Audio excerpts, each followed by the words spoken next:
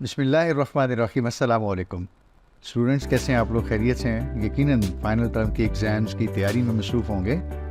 तो आज की इस वीडियो में हम CS 610 यानी कंप्यूटर नेटवर्क्स की फाइनल टर्म की प्रिपरेशन में MCQs यानी मल्टीपल चॉइस सेक्शन जो है वो आपके साथ डिस्कस करने जा रहे हैं। तो चलिए स्टार्ट करते हैं। क्विकली हम देख लेते हैं हमारा ऑब्जेक्टिव क्या होगा। हम कोशिश करेंगे कि उन लोगों के लिए जो किसी वजह से भी अपना पेपर तैयार नहीं कर सके, हम उनको एक लास्ट मिनट पे एक रिफ्रेशर देना चाहेंगे कि एटलीस्ट वो कुछ ना कुछ तैयारी करके अपने एग्जाम में जाए।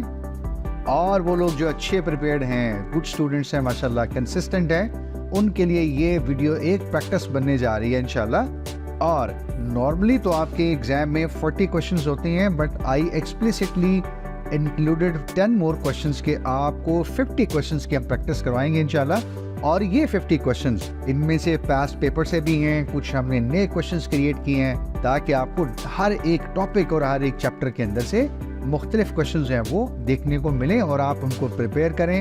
एग्जाम में कोई भी किसी टॉपिक से क्वेश्चन हो, आप इत्मीनान से इंशाल्लाह उसको अटेम्प्ट कर रहे होंगे। ये हमारा ऑब्जेक्टिव है इंशाल्लाह। हम आपको बताएंगे कि एग्जाम में जो क्वेश्चन स्टेटमेंट होती है, किस तरह उसके अंदर से आपने कीवर्ड जो है उनको फोकस करना है। उस कीवर्ड को फोकस करने के बाद वो आपको हेल्प करेगा कि आपने कैसे अपनी आंसर ऑप्शंस को एलिमिनेट करना है।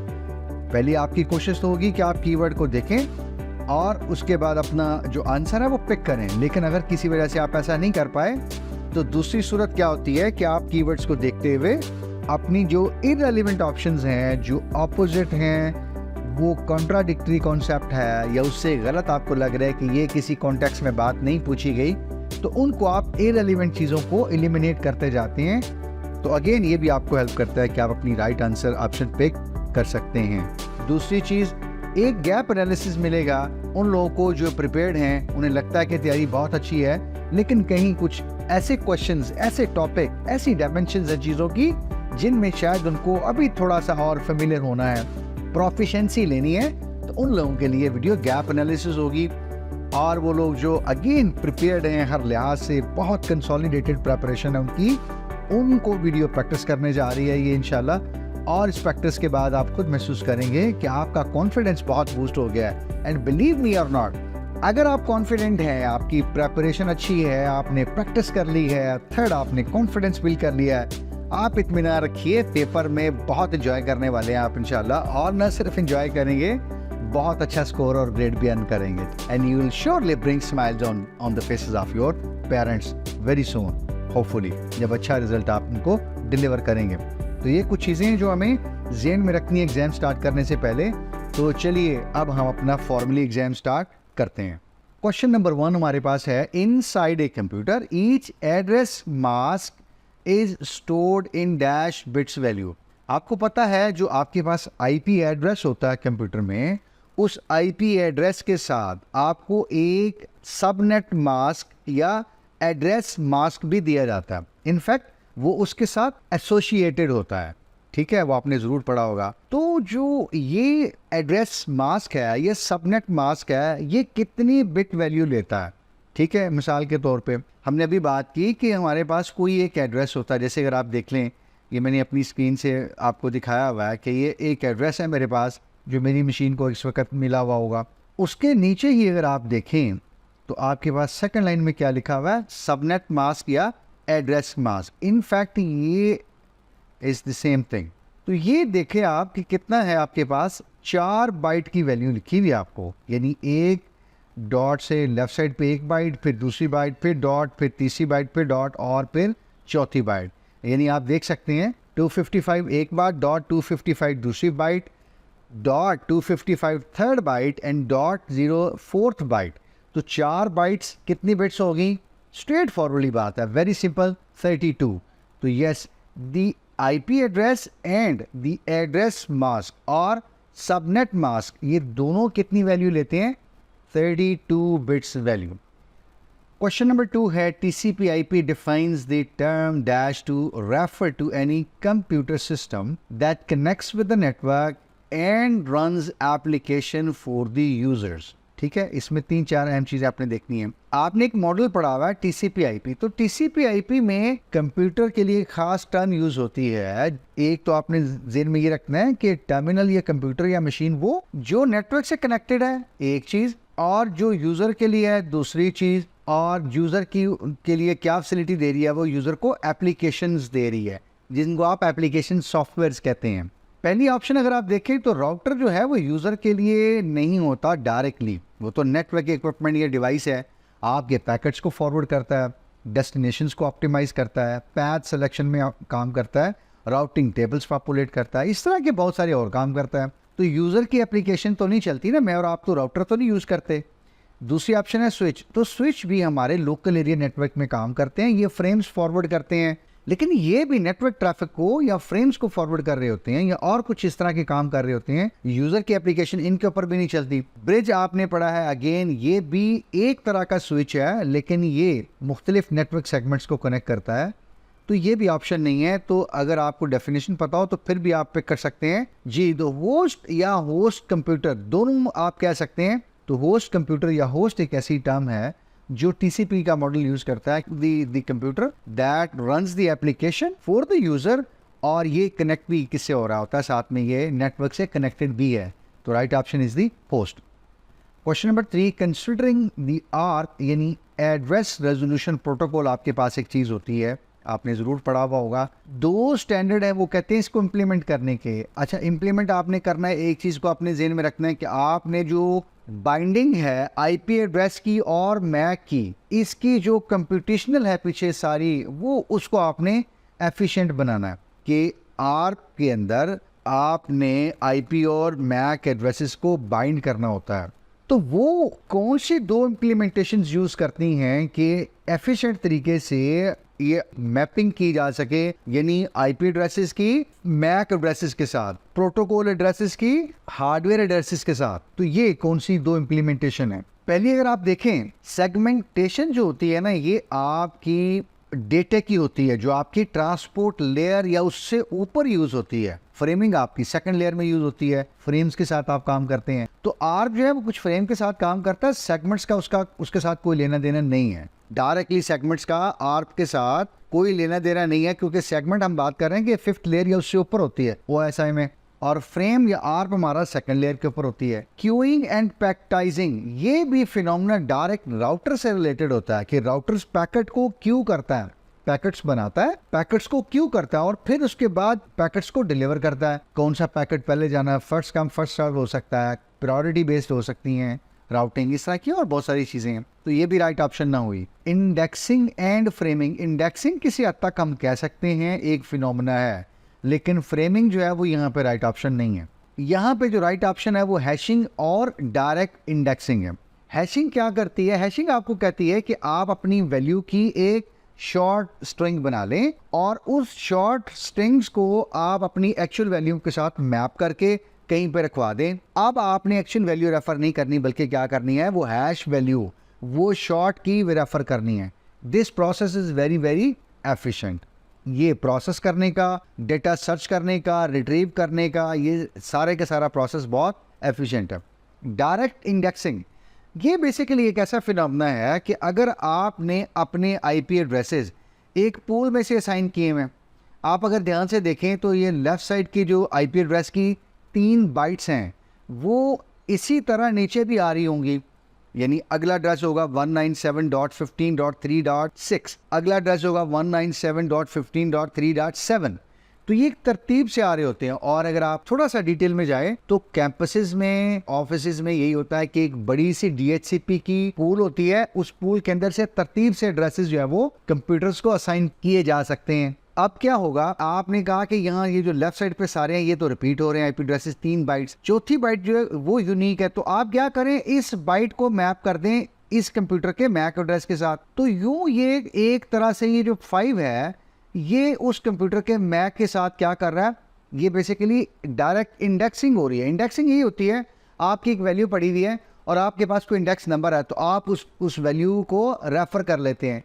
तो ये क्या रिलेशनशिप हम बना रहे हैं, इस IP का जो 4th बाइट है सिर्फ उसकी वैल्यू लेके हम ये सिर्फ 4th वैल्यू ले रहे हैं और इसका रिलेशनशिप बना रहे हैं इनफैक्ट इसके मैक के साथ, बजाय कि पूरा हम जो है वो आईपी एड्रेस लें, क्योंकि हमने कहा कि लेफ्ट साइड की 3 बाइट्स हैं वो सब में कॉमन आनी है। तो ये है डायरेक्ट इंडेक्सिंग।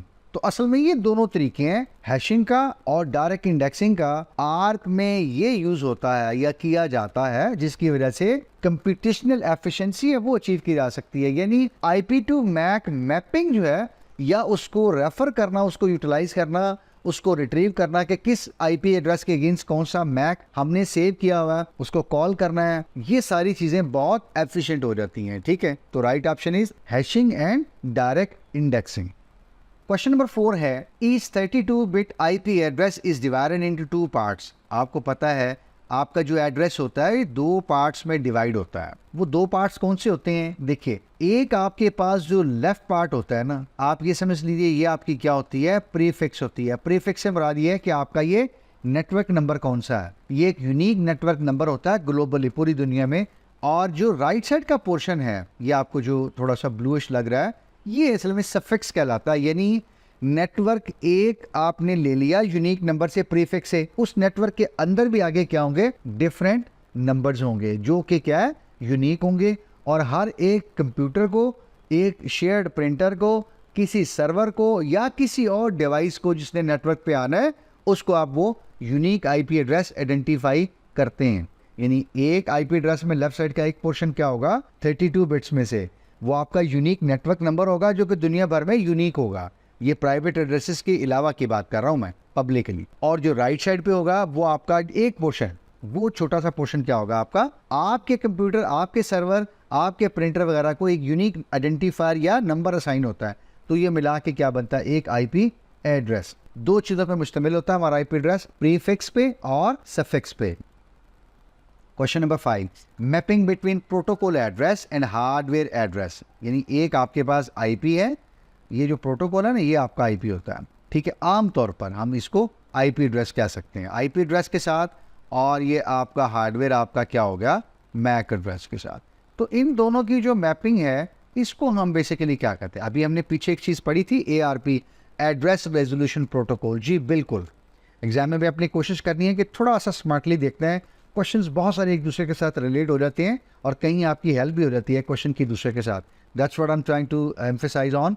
ये देखिएगा, हम यहाँ पे देख रहे हैं कि हमने एक आरपी की एंट्री ली है। अगर आप देख सके तो ये देखिए ARP-A, और ये हमारे पास कुछ एंट्रीज आई हुई है नीचे।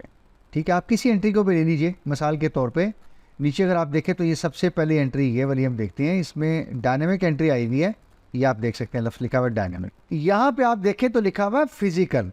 ये फिजिकल मतलब आपका ये हार्डवेयर एड्रेस है, मैक एड्रेस है। फिजिकल, हार्डवेयर, मैक, ये सारे एक ही हैं, एक ही, यानी एक एड्रेस के मुख्तलिफ नाम हैं। Protocol address, IP address. ठीक है, ये एक आईपी एड्रेस को ही कहा जाता है। तो इंटरनेट एड्रेस, प्रोटोकॉल या आईपी ये एक चीज़ होती है। तो ये देख लीजिए, कहा जाता है कि ये आईपी है और अगेंस्ट इसके ये सब क्या हुआ हुआ, मैप हुआ हुआ है। यानी इस आईपी का, असल में इस कंप्यूटर का ये मैक एड्रेस है, इसी तरह नीचे वाले का और ये सारे। तो ये एक बाइंडिंग या मैपिंग जो ईवी है ना आपकी, ये क्या कहलाती है, एड्रेस रेजोल्यूशन। जी क्वेश्चन नंबर 6 है, the protocol address of next hop must be dash to an equivalent hardware address before a packet can be sent. कहा यह जा रहा है कि इससे पहले कि एक पैकेट आपका आगे फॉरवर्ड किया जाए नेटवर्क में, आपका जो नेक्स्ट हॉप आईपी एड्रेस है या जो आपके पास प्रोटोकॉल एड्रेस है, आईपी अगेन प्रोटोकॉल मतलब आईपी, तो आपका जो नेक्स्ट हॉप आईपी एड्रेस है उस एड्रेस को कुछ ना कुछ होना चाहिए। देखा ना, मस्ट बी डैश, उसको क्या होना चाहिए, किसी हार्डवेयर एड्रेस के अंदर क्या आपने डेटा या पैकेट आगे भेजना है, इनक्रिप्ट होना चाहिए या डिक्रिप्ट होना चाहिए? नहीं, ऐसा तो नहीं होता। हमारे पास जो नेक्स्ट हॉप है जिसको हमने डेटा भेजना है, यकीनन यहाँ प्रोटोकॉल एड्रेस आईपी एड्रेस है मुराद, और नेक्स्ट हॉप मतलब एक राउटर दूसरे राउटर को पैकेट भेज रहा है। तो ऐसी सूरत में हमारे पास जिस राउटर ने भेजना है उसके पास अगले राउटर का क्या होना चाहिए, हार्डवेयर एड्रेस या मैक एड्रेस। तो इसका मतलब ये है कि उसको हमें मैप करवाना है, आईपी एड्रेस को हार्डवेयर में मैप करवाना है। तो हम इनक्रिप्ट या डिक्रिप्ट नहीं कर रहे हैं, असल में हम क्या कर रहे हैं, ट्रांसलेट करेंगे। हम इनफैक्ट एक तरह से मैप करवाएंगे, ट्रांसलेट करवाएंगे कि आईपी से जो नेक्स्ट जो डिवाइस है यानी राउटर का जिसको हमने पैकेट भेजना है उसका हार्डवेयर एड्रेस क्या है, उसमें जब हम मैप करवा लेंगे तो फिर हम अपना डेटा आगे भेज सकेंगे। तो राइट ऑप्शन इज ट्रांसलेटेड, यानी IP address of the next hop must B translated to an equivalent hardware address before a packet can be sent। तो ये स्टेटमेंट हमारी कंप्लीट है। Question number 7, UDP and TCP are both dash layer protocols. देखिए physical के ऊपर तो आपका सारा हार्डवेयर होता है, तो यहाँ तो कोई प्रोटोकॉल नहीं है। डेटा लिंक के ऊपर आपको पता है आपके फ्रेम्स होते हैं और कुछ आपके स्विचिंग में आपने पढ़े होंगे कुछ लेयर 2 के प्रोटोकॉल्स होते हैं। नेटवर्क आपकी थर्ड लेयर होती है और थर्ड लेयर में आपको पता है आप फ्रेम से पैकेट में ट्रैवल करते हैं कुछ इनकैप्सुलेशन करने के बाद, और यहाँ पे आपका आईपी प्रोटोकॉल इन्वॉल्व होता है। असल में ये ट्रांसपोर्ट लेयर है आपके OSI मॉडल के अंदर कि जहाँ पे आपका UDP और TCP इन्वॉल्व होते हैं। क्वेश्चन नंबर 8 है connection oriented services, point two point, complete reliability, full duplex, ठीक है, रिलायबिलिटी अगेन और ग्रेसफुल शटडाउन, ये सारे किसके फीचर हैं? आपने 2 प्रोटोकॉल पढ़े हैं अभी उनका क्वेश्चन भी हमने देखा है, एक UDP है और एक क्या TCP है। तो ये जो प्रॉपर्टीज जितनी जिनकी बात हो रही है ये कौन प्रोवाइड करता है कि कनेक्शन प्रॉपरली शट डाउन किया जाए, इसलिए ग्रेसफुली लिखा हुआ है। ये सारी ट्रांसमिशन रिलायबल होनी चाहिए, डेटा डुप्लेक्स मूव कर सकता है, कनेक्शन ओरिएंटेड, हम पहले कनेक्शन बिल्ड करेंगे और जो डेटा भेजेंगे वो रिलायबल होगा। ये सारी फीचर्स ऑप्शंस कौन देता है हमारे पास? TCP, ठीक है। UDP ये ऑप्शंस नहीं देता। UDP आप कहते हैं कनेक्शन लेस प्रोटोकॉल है, यहीं पे आपका मसला है। आप कहते हैं नहीं, 2 ही बुनियादी फ़र्क हैं UDP में और TCP में। UDP कहता है कनेक्शन लेस पैराडाइम और TCP क्या है? कनेक्शन ओरिएंटेड अप्रोच है। तो यहीं से इनका जो मेजर और बेसिक डिफरेंस है। आईपी अभी हमने कहा कि आईपी लेयर 3 पे होता है OSI पे, या लेयर 3 पे आप कह सकते हैं उसकी नेटवर्क जो लेयर होती है या इंटरनेट लेयर होती है वहाँ पे होता है। तो UDP भी नहीं हो सकता क्योंकि ये क्या है? कनेक्शन लेस प्रोटोकॉल है। तो it's are TCP। Question number 9 है dash is a measure how long it takes a bit of data to travel across the network from one computer to another, यानी कितना आपको टाइम लगेगा कि आपका एक कंप्यूटर से दूसरे कंप्यूटर तक जो जाने का टाइम है वो ए बिट ऑफ डेटा, वो कितना आपको टाइम चाहिए। तो अगर आप ध्यान से देखें यहाँ पे जो हाउ लॉन्ग का ये जो है ना कीवर्ड, ये आपको बता रहा है बेसिकली हाउ लॉन्ग यानी कितना टाइम लगेगा। तो जो जितना टाइम लगेगा उसको हम क्या कह सकते हैं भला? थोड़ा सा अगर आप ज़हन पे जोर दें। यस, आप में से जो लोग कह रहे हैं कि ये डिले है, बाय डेफिनेशन भी लोगों को पता, बिल्कुल ठीक कह रहे हैं आप। हाउ लॉन्ग को थोड़ा सा ज़हन में लाइए ना, ज़रा जोर दीजिए, कितनी देर लगेगी, कितना डिले आएगा, यानी कितना वक्त लगेगा। That is directly related with the word delay. Throughput क्या होती है? बेसिकली परफॉर्मेंस होती है, उसमें हाउ लॉन्ग नहीं आएगा। आप ये कह सकते हैं कि how much data we can send, हम कितना भेज सकेंगे, हम कितना काम कर सकेंगे, कितनी प्रोडक्शन कर सकेंगे, दैट इज थ्रूपुट। जिटर जो है ये थ्रूपुट, जिटर भी बेसिकली एक तरह का डिले है, लेकिन ये जो बेसिक डिले है उससे थोड़ा सा डिफरेंट है। ये वेरिएंस होता है बेसिकली डिले में, अगर वेरिएंस आना शुरू हो जाए उसको हम जिटर कहते हैं आमतौर पर। और रिप जो है ये राउटिंग प्रोटोकॉल है। तो यहाँ जो राइट ऑप्शन है वो कि how long it takes a bit of data to travel across from one computer to another on a network, वो क्या होगा? Our delay. Question number 10, the TCP uses dash mechanism to control the flow of data. देखिए हमने पढ़ा हुआ है कि data communication के बेसिक्स हैं कि एक कंप्यूटर से या एक मशीन से दूसरे मशीन तक जो हम डेटा कम्युनिकेट करेंगे तो जारी बात है उसका कोई फ्लो होगा, उसको हमें कंट्रोल भी करना पड़ेगा ना। फिर ऐसा तो नहीं कि एक साइड से डेटा फेंक ही जा रहा है एक मशीन, एक कंप्यूटर, और दूसरी साइड से वो रिसीव नहीं हुआ, दूसरी मशीन उसको रिसीव करने की, उसको रीअसेंबल करने की, उसको प्रोसेस करने की और एप्लीकेशन तक डेटा देने की वो कैपेबिलिटी नहीं है। तो प्रॉब्लम क्या होगी? डेटा फिर डिस्कार्ड होगा, ड्रॉप होगा, लॉस होगा ना डेटा। तो इसलिए कंट्रोल करना नेक्स्ट एंड पे, रिसीवर एंड पे बहुत ज़रूरी है। और ये मैकेनिज्म कौन करता है आपका?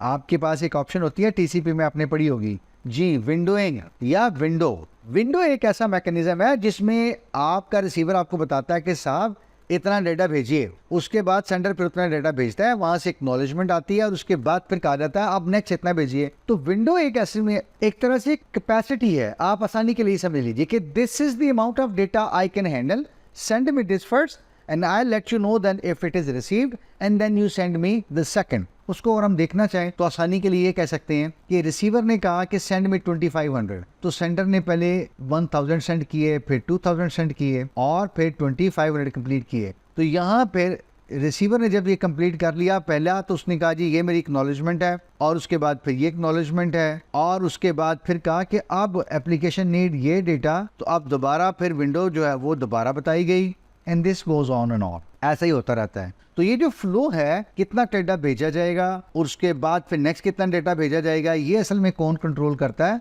ये हमारा टीसीपी जो प्रोटोकॉल है यूजिंग विंडो मैकेनिज्म, यानी टीसीपी यूजिंग विंडो मैकेनिज्म, ये जो डेटा कम्युनिकेशन का जो फ्लो है इसको कंट्रोल करता।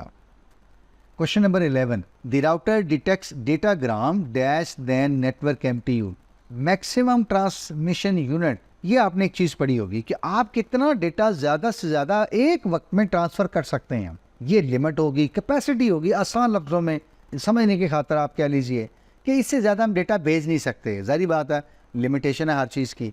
तो इसको आप यानी किस तरह देखते हैं कि राउटर क्या करता है, क्या चीज़ डिटेक्ट करता है कि जो उसकी कैपेसिटी है ट्रांसमिशन मीडियम की, क्या उससे लार्जर डिटेक्ट करता है, स्मॉलर करता है या इक्वल करता है। देखिए स्मॉलर आएगा तो राउटर को कोई मसला नहीं है, वो भेज सकता है, यानी लिमिट हमारी है 100, डेटा आ गया 80 का 70 का, कोई मसला नहीं, भेज दीजिए, आसानी है। इक्वल आ जाए तब भी आप कह सकते हैं कोई मसला नहीं है। लार्जर आएगा तब मसला आएगा, क्यों? वो इतना डेटा हमारे उस मीडियम पे भेजा नहीं जा सकता। ऐसी सूरत में हम क्या कह सकते हैं, ज़री बात है, हमारे उस राउटर ने कुछ ना कुछ परफॉर्म करना होता है, कुछ ना कुछ उसके ऊपर और इनकैप्सुलेशन में डेटा ऐड करना होता है, इसलिए वो फिर क्या करता है, लार्जर पैकेट्स को वो डिटेक्ट कर लेता है और उसके बाद फिर उनको अलग अलग पैकेट्स में डिवाइड करके अपने पास और फिर भेज देता है, और नेक्स्ट साइड पे रिसीवर फिर उनको रिसीव करके रीअसेंबल कर लेता है। तो ये राउटर डिटेक्ट करता है, अगर उसके पास एमटीयू से पैकेट कोई बड़ा आ जाता है तो वो कर लेता है और उसके बाद फिर उसको ट्रीट कर देता है। क्वेश्चन नंबर 12 है, a prefix of n bits allows. आप अभी हमने पढ़ा था कि हमारे पास एक आईपी एड्रेस जो है वो दो चीज़ों में डिवाइड होता है, यानी एक प्रीफिक्स होती है और एक सफिक्स होती है। तो वो कह रहे हैं प्रीफिक्स में कोई n बिट्स है आपके पास, जो कि आपका क्या है, यूनिक नेटवर्क नंबर है, और सफिक्स वो कह रहे हैं वो उसके अंदर भी कोई n बिट्स हैं। तो अब ये वो कह रहे हैं कि एक प्रीफिक्स n बिट्स क्या है, वो कितने नेटवर्क नंबर होंगे और सफिक्स जो है वो कितने होस्ट होंगे। ठीक है, तो आपने एक फार्मूला पढ़ा हुआ है कि जितने बिट्स हैं आपके आईपी एड्रेस में, उतनी नंबर ऑफ बिट्स को अगर आप 2 की पावर कर लेते हैं तो इसका क्या मतलब है, ये आपके क्या आ जाएंगे, यूनिक नेटवर्क नंबर। इतने आपके पास नेटवर्क नंबर हो सकते हैं, और जितनी आपके पास होस्ट की बिट्स होती हैं जो बाकी बच जाती हैं सफिक्स में, तो सफिक्स वाली जो बिट्स होती हैं वो होस्ट की बिट्स होती हैं। तो जितनी होस्ट की बिट्स होती हैं उनको भी हम क्या कर लेते हैं, 2 की पावर n कर लेते हैं। उतने हमारे पास होस्ट आ सकते हैं एक एक नेटवर्क के अंदर अलग अलग, राइट।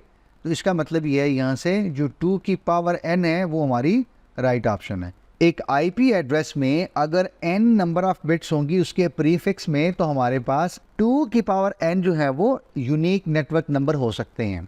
इतने नंबर ऑफ नेटवर्क्स होंगे, और 2 की पावर n अगर हम कर लेंगे, यानी जितनी बिट्स भी हमारे पास होंगी सफिक्स में आईपी एड्रेस में, तो उस सूरत में हम क्या कर लेंगे, 2 की पावर n करेंगे। तो एक एक नेटवर्क में जो नंबर आएगा उतने नंबर ऑफ होस्ट यानी कंप्यूटर्स हम उनको आईपी एड्रेस असाइन कर सकते हैं, या उतने हमारे पास यूनिक आईपी एड्रेसेस बन सकते हैं या हो सकते हैं। तो ये 2 की पावर करना पड़ेगा हमें। या देखिएगा क्लास ए में, ठीक है, 8 बिट्स की प्रीफिक्स है, तो ये देखिए 2 पावर 8 करते उन्होंने कहा जी 256 हमारे पास नेटवर्क हो सकते हैं। क्लास ए में मैक्सिमम 256 नंबर ऑफ नेटवर्क्स हो सकते हैं। और हमारे पास सफिक्स में कितनी बिट्स हैं जी, बाकी 8 अगर प्रीफिक्स में हैं तो सफिक्स में कितनी होंगी, ज़ाहिर बात है 32 बिट्स में से 8 करेंगे माइनस तो 24 रह जाएगी। तो 2 की पावर 24 करेंगे तो इतने नंबर ऑफ आईपी एड्रेस या होस्ट कंप्यूटर को हम एड्रेसेस यूनिक असाइन कर सकते हैं, जो कि 16 मिलियन है, बहुत बड़ा नंबर है। इसी तरह क्लास बी में 2 की पावर 16 करना पड़ेगा, और क्लास सी में 2 की पावर 24 से नेटवर्क नंबर निकलेंगे और 2 की पावर 8 करने से क्या निकलेंगे, होस्ट निकलेंगे। ठीक है, तो ये अगर आपको थोड़ा सा 2 की पावर का याद रहे तो नंबर ऑफ नेटवर्क्स और नंबर ऑफ होस्ट आप खुद निकाल सकेंगे 2 की पावर करके। क्वेश्चन नंबर 13 है, what characteristics does UDP protocol है। यूडीपी प्रोटोकॉल के आपके कुछ कैरेक्टरिस्टिक्स पूछे गए हैं, वो आपको पता होने चाहिए। अभी हमने बात की थी यूडीपी क्या है, एक तो कनेक्शन लेस है, ये तो बात ठीक यहाँ कहीं भी है। अच्छा, दूसरा आपका आईपी जो प्रोटोकॉल है वो मशीन टू मशीन होता है, और यूडीपी के बारे में कहा जाता है कि ये क्या है, एप्लीकेशन टू एप्लीकेशन है। इसको एंड टू एंड भी कहा जाता है। तो एंड टू एंड हो या एप्लीकेशन टू एप्लीकेशन हो, तो ये यूडीपी बिल्कुल ठीक है। यूडीपी के बारे में ये बात ठीक है कि ये एंड टू एंड या एप्लीकेशन टू एप्लीकेशन प्रोटोकॉल होता है, तो ये इसका कैरेक्टरिस्टिक्स है। थर्ड देखिएगा कि ये कहा गया कि best effort delivery, UDP IP की तरह ही कहता है कि वो बेस्ट एफर्ट डिलीवरी सर्विस देगा, गारंटी कोई नहीं है। तो इसका मतलब ये है कि इस केस में ये हमारी जो गिवन ऑप्शन है तीनों, ये बिल्कुल ठीक है। तो हम फिर कह सकते हैं कि all of the given option, क्योंकि तीनों जो ऑप्शंस है वो यूडीपी के कैरेक्टरिस्टिक्स हैं और वो बिल्कुल ठीक लिखे हुए हैं। 14 है, dash identifies which application program on the receiving computer should receive the data। तो अभी हम बात कर रहे थे ना कि यूडीपी एक क्या है, एंड टू एंड है, यानी एप्लीकेशन टू एप्लीकेशन है। तो आप ये समझ लीजिए कि ये कोई सेंडर कंप्यूटर है जिसने डेटा भेजना है, और यहाँ पे कोई एक रिसीवर कंप्यूटर है, उसके ऊपर भी कोई एक एप्लीकेशन चल रही होगी, और ये डेटा यहाँ से यहाँ जा रहा है। अब क्या चीज़ है जिसने बताना है कि किस एप्लीकेशन प्रोग्राम ने डेटा रिसीव करना है। तो एक्चुअली क्या है, आपके पास जो रिसीविंग कंप्यूटर है उसके ऊपर पोर्ट नंबर जो है ना, ये बताएगी कि बेसिकली डेटा किस एप्लीकेशन ने रिसीव करना है। So it is the port number. आपने पढ़ा होगा, यानी कुछ प्रोटोकॉल्स आपने पढ़े होंगे जिसमें अगर आप देखें तो आपका एफटीपी जिसमें आप फाइल ट्रांसफर करते हैं उसका प्रोटोकॉल 20 या 21 है। इसी तरह टेलनेट उसका जो सिक्योर्ड वर्जन है वो एसएसएच होता है, वो उसका 22 है। एसएमटीपी जो है सिंपल मेल ट्रांसफर प्रोटोकॉल है, उसका पोर्ट नंबर 25 है। आपका जो डीएनएस है वो 53 पे ऑपरेट करता है। और बहुत कॉमन आप रोज यूज करते हैं 1000 टाइम्स अपनी वेब जो सर्फिंग आप करते हैं, वो कौन सा प्रोटोकॉल यूज होता है वहाँ पे, HTTP 80 पोर्ट पे चलता है वो। तो असल में तो ये पोर्ट नंबर्स हैं जो बता रहे होते हैं डेस्टिनेशन कंप्यूटर के ऊपर कि डेटा किस एप्लीकेशन ने रिसीव करना है। हम यहाँ से एग्जांपल लें तो पोर्ट 80 का डेटा आप ये समझ लीजिए आपका वेब ब्राउजर रिसीव कर रहा है। पोर्ट 25 का डेटा हो सकता है आपका आउटलुक रिसीव कर रहा हो। ठीक है, इसी तरह से क्वेश्चन नंबर 15 है, which of the following protocols allow the sender and receiver to enforce policies. तो राउटिंग प्रोटोकॉल्स आपने पढ़े होंगे, उसमें आपने पढ़ा होगा कि एक ऐसा प्रोटोकॉल है जो सेंडर राउटर है और रिसीवर राउटर है, इन दोनों को वो एनफोर्स करता है, अलाउ करता है, एनेबल भी करता है कि वो पॉलिसीज लगा सकते हैं, यानी पॉलिसी बेस्ड राउटिंग कर सकते हैं।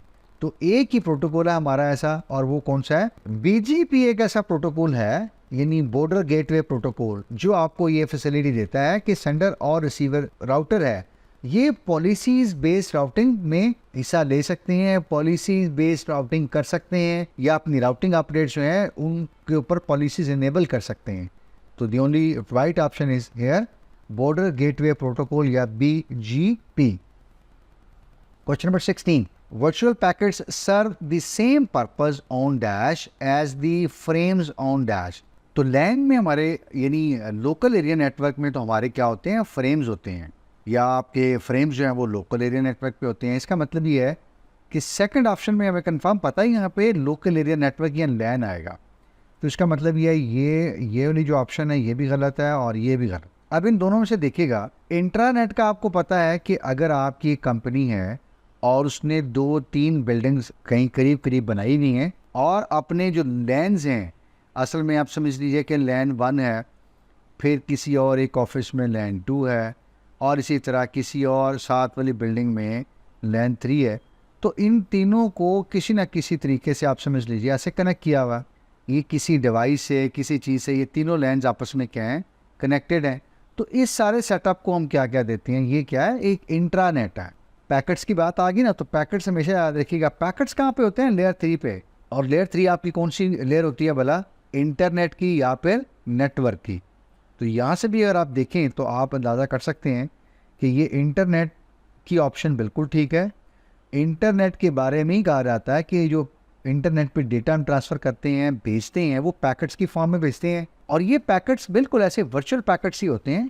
तो ये वर्चुअल पैकेट्स सर्व करते हैं इंटरनेट के ऊपर वही पर्पस जो फ्रेम क्या करते हैं, लैन के ऊपर करते हैं। यानी दोनों एक्चुअली क्या है, डेटा यूनिट्स हैं। फ्रेम जो है वो डेटा यूनिट है लैन के ऊपर, और पैकेट्स या वर्चुअल पैकेट्स डेटा यूनिट है जो भेजी और रिसीव की जाती हैं इंटरनेट के ऊपर।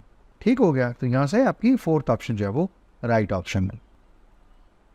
क्वेश्चन नंबर 17 है, what is the class of address this. तो ये देखिए पूरी जो 32 बिट्स की जो वैल्यू है उन्होंने आपको दे दी है, किसमें, बाइनरी में। अच्छा, हम इसमें इंटरेस्टेड हैं, मैंने हाईलाइट भी किया हुआ है कि पहली बाइट में इंटरेस्टेड हैं, और पहली बाइट में भी हम लेफ़्ट साइड पर जो 3 या 4 बिट्स हैं इनमें ज़्यादा इंटरेस्टेड हैं, ये देखने के लिए भी कि क्लास ए है, क्लास बी और क्लास सी।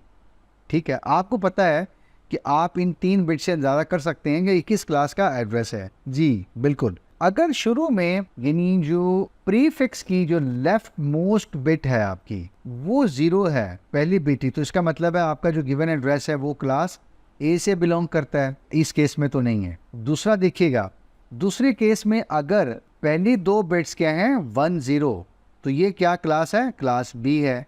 और अगर आप ध्यान से देखें तो ये क्या बन रही है, क्लास बी। ये देखिएगा कोई रिलेशनशिप बन रहा है, नज़र आ रहा है आपको। क्लास सी भी हो सकती है। कुछ लोग सोच रहे होंगे कि 3 बिट्स लेंगे इधर से यहाँ। जी बिल्कुल, आप देखिए क्लास सी में 1 1 0 है और यहाँ पे 1 1 0 अगर होता तो क्लास सी होती। अब ये क्लास सी नहीं है।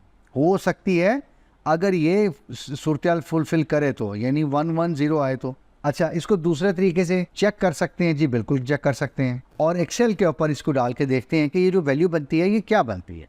तो मैंने एक्सेल इंट्रोड्यूस कर लिया। यहाँ पे अगर आप देखें तो ये हमारी फर्स्ट से लेकर 8 बिट्स हैं यहाँ पे, ठीक है, और ये हमारी 2 टू द पावर होती है। इसका मतलब ये है कि अगर ये बिट ऑन होती है तो वैल्यू हम 1 लेंगे, 2 4 8 16 और यहाँ तक के 8 बिट हमारी क्या होती है, 128 होती है। मैं इसको ज़रा कलर तोड़ दे देता हूँ। अब यहाँ पे हम अपनी वैल्यू लिखते हैं, ठीक है, यहाँ इसमें अपनी वैल्यू लिखते हैं। तो ये लिखी हुई है 1 0 1, यानी 1 0 1, फिर 0 0 और 1 1 और 1। ठीक हो गया जी। अच्छा, अब जो जो बिट्स ऑन है उनकी हम वैल्यू ऐड कर लेते हैं। इसकी वैल्यू ले लेंगे ना, क्योंकि यहाँ पे बिट ऑन है। तो मैं इज इक्वल टू डालता हूँ 128 प्लस, आगे 0 है ये नहीं लेंगे, इसकी बिट ऑन है ये ले लेंगे वैल्यू, प्लस 16 वाली बिट ऑफ है नहीं लेंगे, 8 वाली नहीं लेंगे, 4 वाली ले लेंगे क्योंकि ये बिट ऑन है, यहाँ से प्लस 2 वाली ले लेंगे, बिट ऑन है, ये 1 है, ये भी ले लेंगे। इनको जब जमा करेंगे ना तो ये आ रहा है 167। ठीक हो गया। इसका मतलब ये है, मैं इसको मिनिमाइज करता हूँ, इसका मतलब ये है कि ये जो पहली वैल्यू दी हुई है ये वाली, ये कितनी है, 167 dot something dot something dot something लिखा हुआ है। और 167 आपको पता है किस में आता है भला, क्लास बी में। आपकी पहली क्लास चलती है, यानी क्लास ए जो है वो आपकी चलती है 127 तक, आपकी क्लास बी जो है वो 127 से ऑनवर्ड क्लास 191 तक चलती है। तो इस तरह से आप यहाँ से भी देखें तो ये एड्रेस जो है वो 167 अभी हमने कहा, और ये कहीं लाई करता है 127 से लेकर, अगर मैं इसको लिख भी लूँ, 127 से लेकर 191 तक, इसके दरमियान लाई करता है, तो 167। तो इसका मतलब ये है कि ये यहाँ से भी अगर आप देखें इसकी वैल्यू निकाल के, तो फिर भी ए क्लास या सी क्लास या डी कोई और नहीं नज़र आ रही है, हमें यहाँ पे भी बी ही नज़र आ रही है। और आसान तरीका मैंने आपको बता दिया है कि आप ये चीज़ें याद रख लीजिए। अगर पहली बिट 0 है तो इसका मतलब है क्लास ए का एड्रेस है, पहली बिट और दूसरी यानी 1 0 का कॉम्बिनेशन है शुरू में लेफ्ट मोस्ट, तो ये क्लास बी हो सकती है। और अगर ये 1 1 0 है पहली लेफ्ट 3 बिट्स, तो ये क्लास सी का एड्रेस हो सकता है। और अगर आपको ऐसे समझ नहीं आ रही है, मुश्किल लग रहा है, जो कि कदरे आसान भी है लेकिन कोई बात नहीं, तो आप ऐसे बाइनरी को डेसिमल में कन्वर्ट करके भी एड्रेस की वैल्यू निकाल सकते हैं। Question number 18. A standard protocol exists that allows the host to inform a nearby router whenever the host needs to join or leave a multicast group. Multicast या multicasting आपने पढ़ी हुई है कि आप एक वक्त में कुछ मतलूबा जो या डिज़ायर्ड या इंटरेस्टेड नंबर ऑफ़ कंप्यूटर्स होते हैं उनको सिर्फ एक डेटा भेजते हैं, ये एक आसान लफ्ज़ों में जैसे सब्सक्रिप्शन होती है। देखें, आप यूट्यूब पे मुख्तलिफ लोगों को सब्सक्राइब करते हैं और वो अपना डेटा रखते हैं, तो सिर्फ जो लोग सब्सक्राइब करते हैं या सब्सक्राइबर होते हैं उनको डेटा जाता है, सबको नहीं जाता। इसको हम कहते हैं मल्टीकास्ट। और टीवी जो चल रहा है घर में आपके, वो सबको ही मिल रहा है, उसके लिए सब्सक्राइब करने की ज़रूरत नहीं है, वो केबल सबके घर आ रही है। या रेडियो जो चल रहा है वो सबको मिल रहा है, तो उसको हम कहते हैं ब्रॉडकास्ट। यानी एक बंदा या एक सेंडर डेटा भेजेगा, सबको मिलेगा, दैट इज ब्रॉडकास्ट। और एक होता है यूनिकास्ट, यानी एक बंदा एक बंदे को बात कर रहा है, आप फ़ोन करते हैं, अगला बंदा एक ही सुन रहा है, तो आप दोनों बात कर रहे हैं दोस्त, तो आप और आपका दोस्त ये क्या है, यूनिकास्ट कम्युनिकेशन कर रहे हैं, यानी एक सेंडर है एक रिसीवर है। एनीवेज, तो एक ये सेटअप है जिसमें हम ये कह रहे हैं कि जी हमारे कुछ कंप्यूटर्स हैं, उनके नियर बाई को राउटर लगा हुआ है, ज़ाहिर बात है, और उस नेटवर्क में वो बताते हैं उस राउटर को कि अगर उन्होंने कोई मल्टीकास्ट ग्रुप ज्वाइन करना है, किसी को सब्सक्राइब करना है या किसी को लीव या अनसब्सक्राइब करना है, तो वो जो प्रोटोकॉल है ना स्टैंडर्ड, वो कौन सा प्रोटोकॉल है, तो वो हमारा प्रोटोकॉल होता है IGMP, internet group multicast protocol. ये अलाउ करता है राउटर्स को कि अगर होस्ट उनको बताते हैं कि उन्होंने पर्टिकुलर मल्टीकास्ट ग्रुप ज्वाइन करने हैं या लीव करने हैं, तो आप ये समझ लीजिए कि ये अपने पास फिर स्टोर कर लेता है या सेव कर लेता है इन्फॉर्मेशन। मिसाल के तौर पे अगर कुछ कंप्यूटर्स ने कहा कि हमने फला मल्टीकास्ट ग्रुप जो है वो ज्वाइन करना है, तो ये इन्फॉर्मेशन जो है स्टोर कर ली इसने। अब इसको दुनिया भर के राउटर से समझ लीजिए आप इन्फॉर्मेशन मिलती रहती है, और जो ग्रुप इसकी लैंड पे कनेक्टेड है या इसके लोकल एरिया नेटवर्क में कनेक्टेड है कंप्यूटर्स, उनसे जो इंटरेस्टिंग या उनसे जो मुतलका होगी ना, रिलेटिव होगी मल्टीकास्ट की ट्रैफिक, वो रिसीव करके आगे भेजेगा लैंड को उन कंप्यूटर्स को। और जिस वक्त वो कहेंगे कि अब हम इंटरेस्टेड नहीं है किसी वजह से भी, तो अब क्या करिए, हमने वो ग्रुप छोड़ने हैं, एग्जिट करने हैं, क्विट करने हैं, तो अब फिर ये सेव कर लेगा और अब आइंदा फ्यूचर के लिए उन मल्टीकास्ट ग्रुप्स की ये ट्रैफिक रिसीव करेगा भी, अगर तो यहाँ आगे फॉरवर्ड इनको नहीं करेगा या फिर रिसीव भी नहीं करेगा। क्वेश्चन नंबर 19 है, if the destination does not have explicit routing. आपके पास कोई एक पैकेट किसी डेस्टिनेशन को जाना है, उस डेस्टिनेशन का एड्रेस नहीं पड़ा हुआ आपके राउटर के टेबल के अंदर, तो ऐसी सूरत में आप क्या करते हैं? राउटर क्या करता है ऐसी सूरत में? राउटिंग प्रोटोकॉल रिप है, हमने कहा कि रिप की एंट्री नहीं है, या राउटिंग प्रोटोकॉल में उसकी एंट्री है ही नहीं, तो ये दोनों प्रोटोकॉल जो हैं ये क्या करते हैं, आपके राउटिंग टेबल्स को पॉपुलेट करते हैं कि अगर आपने एक पर्टिकुलर डेस्टिनेशन या किसी एक खास नेटवर्क तक जाना है, तो वहां तक जाने का रास्ता क्या है। तो हम तो ये कह रहे हैं कि हमें तो पता ही नहीं है रास्ता क्या है वहां तक जाने का। टीसीपी इस कॉन्टेक्स्ट में बात ही नहीं हुई भी, ये तो एक प्रोटोकॉल है, तो यहाँ राउटिंग प्रोटोकॉल तो नहीं है ये जी। डिफॉल्ट राउट हमारे पास एक ऐसी ऑप्शन है कि हम कहते हैं कि अगर हमारे पास किसी नेटवर्क का कोई रास्ता नहीं है, मिसाल के तौर पर हमारे पास कोई राउट नहीं है, कोई नेटवर्क पाथ नहीं है, तो हम क्या करते हैं, अपनी जो ट्रैफिक है सारी वो डिफॉल्ट राउट को भेज देते हैं।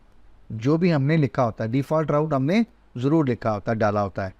आप अगर ध्यान से देखिए अपने घर में जो आपने वायरलेस के मॉडेम छोटे छोटे लगाए हुए हैं, ये टीपी लिंक वगैरह के, डी लिंक, बे लिंक के, आप अगर देखें तो वहाँ पे डिफ़ॉल्ट राउट होगा।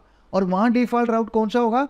आपका जो सर्विस प्रोवाइडर है, जो मोहल्ले का केबल नेट का प्रोवाइडर है, उसने अपना IP एड्रेस दिया होगा। इसका मतलब क्या है कि आपके घर के सारे वाईफाई की, मोबाइल्स की और लैपटॉप्स की ट्रैफिक कहाँ जा रही है? उस बंदे को जो सर्विस प्रोवाइडर है, और डिपेंड करता है उस सर्विस प्रोवाइडर ने आगे फिर 2-3 ISPs के कनेक्शन लिए होंगे और वो वहाँ से आपकी ट्रैफिक ओवर दी वेब जा रही है। तो ये क्या है, आपके घर से उस सर्विस प्रोवाइडर तक जो एक राउट है कि ट्रैफिक इस तरह जाएगी, वो एक्चुअली क्या है, डिफ़ॉल्ट राउट है। यहाँ देखिएगा इस सूरत में ये वाला जो कंप्यूटर है, आप मिसाल ले लीजिए किसी लैन या लोकल एरिया नेटवर्क पे है, किसी आम यूज़र का कंप्यूटर है, और इसका डिफ़ॉल्ट राउट क्या है, ये 60.0.1 जो इस राउटर का इंटरफेस है। और यहाँ से इसके पास डिफ़ॉल्ट राउट हो सकता है ये वाला हो। इसी तरह बाकी कंप्यूटर्स के लिए भी आप देख सकते हैं।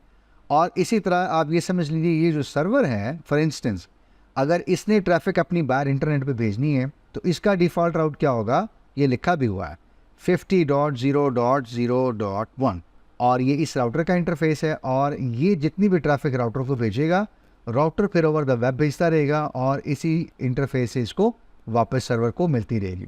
ठीक है, तो ये डिवाइसेस जो हैं वो अपने डिफ़ॉल्ट राउट को ट्रैफिक भेजती हैं। वो आपका मेरा कंप्यूटर, लैपटॉप, मोबाइल, कोई और डिवाइस, टैब, सर्वर्स, कोई चीज़ भी हो सकती है। और no it's the responsibility of that machine, server, terminal, router, कोई भी इक्विपमेंट हो सकता है जिसको डिफ़ॉल्ट राउट्स या ट्रैफिक मिल रही है, वो फिर आगे नेटवर्क में उसको देखना चाहिए कि वो कैसे डेटा भेजता है, वहाँ से रिसीव करके आपको वापस भिजवाता है। तो अगर किसी नेटवर्क की या किसी डेस्टिनेशन का कोई हमारे पास राइट आइडिया नहीं होगा या रास्ता नहीं होगा या पाथ नहीं होगा, तो हमारे राउटिंग टेबल में एक डिफ़ॉल्ट राउट की एंट्री होगी। उस सूरत में हमारा डेटा डिफ़ॉल्ट राउट से, यानी वो पैकेट्स डिफ़ॉल्ट राउट से भेजे जाएंगे और आगे फिर टेक केयर कर लिए जाते हैं।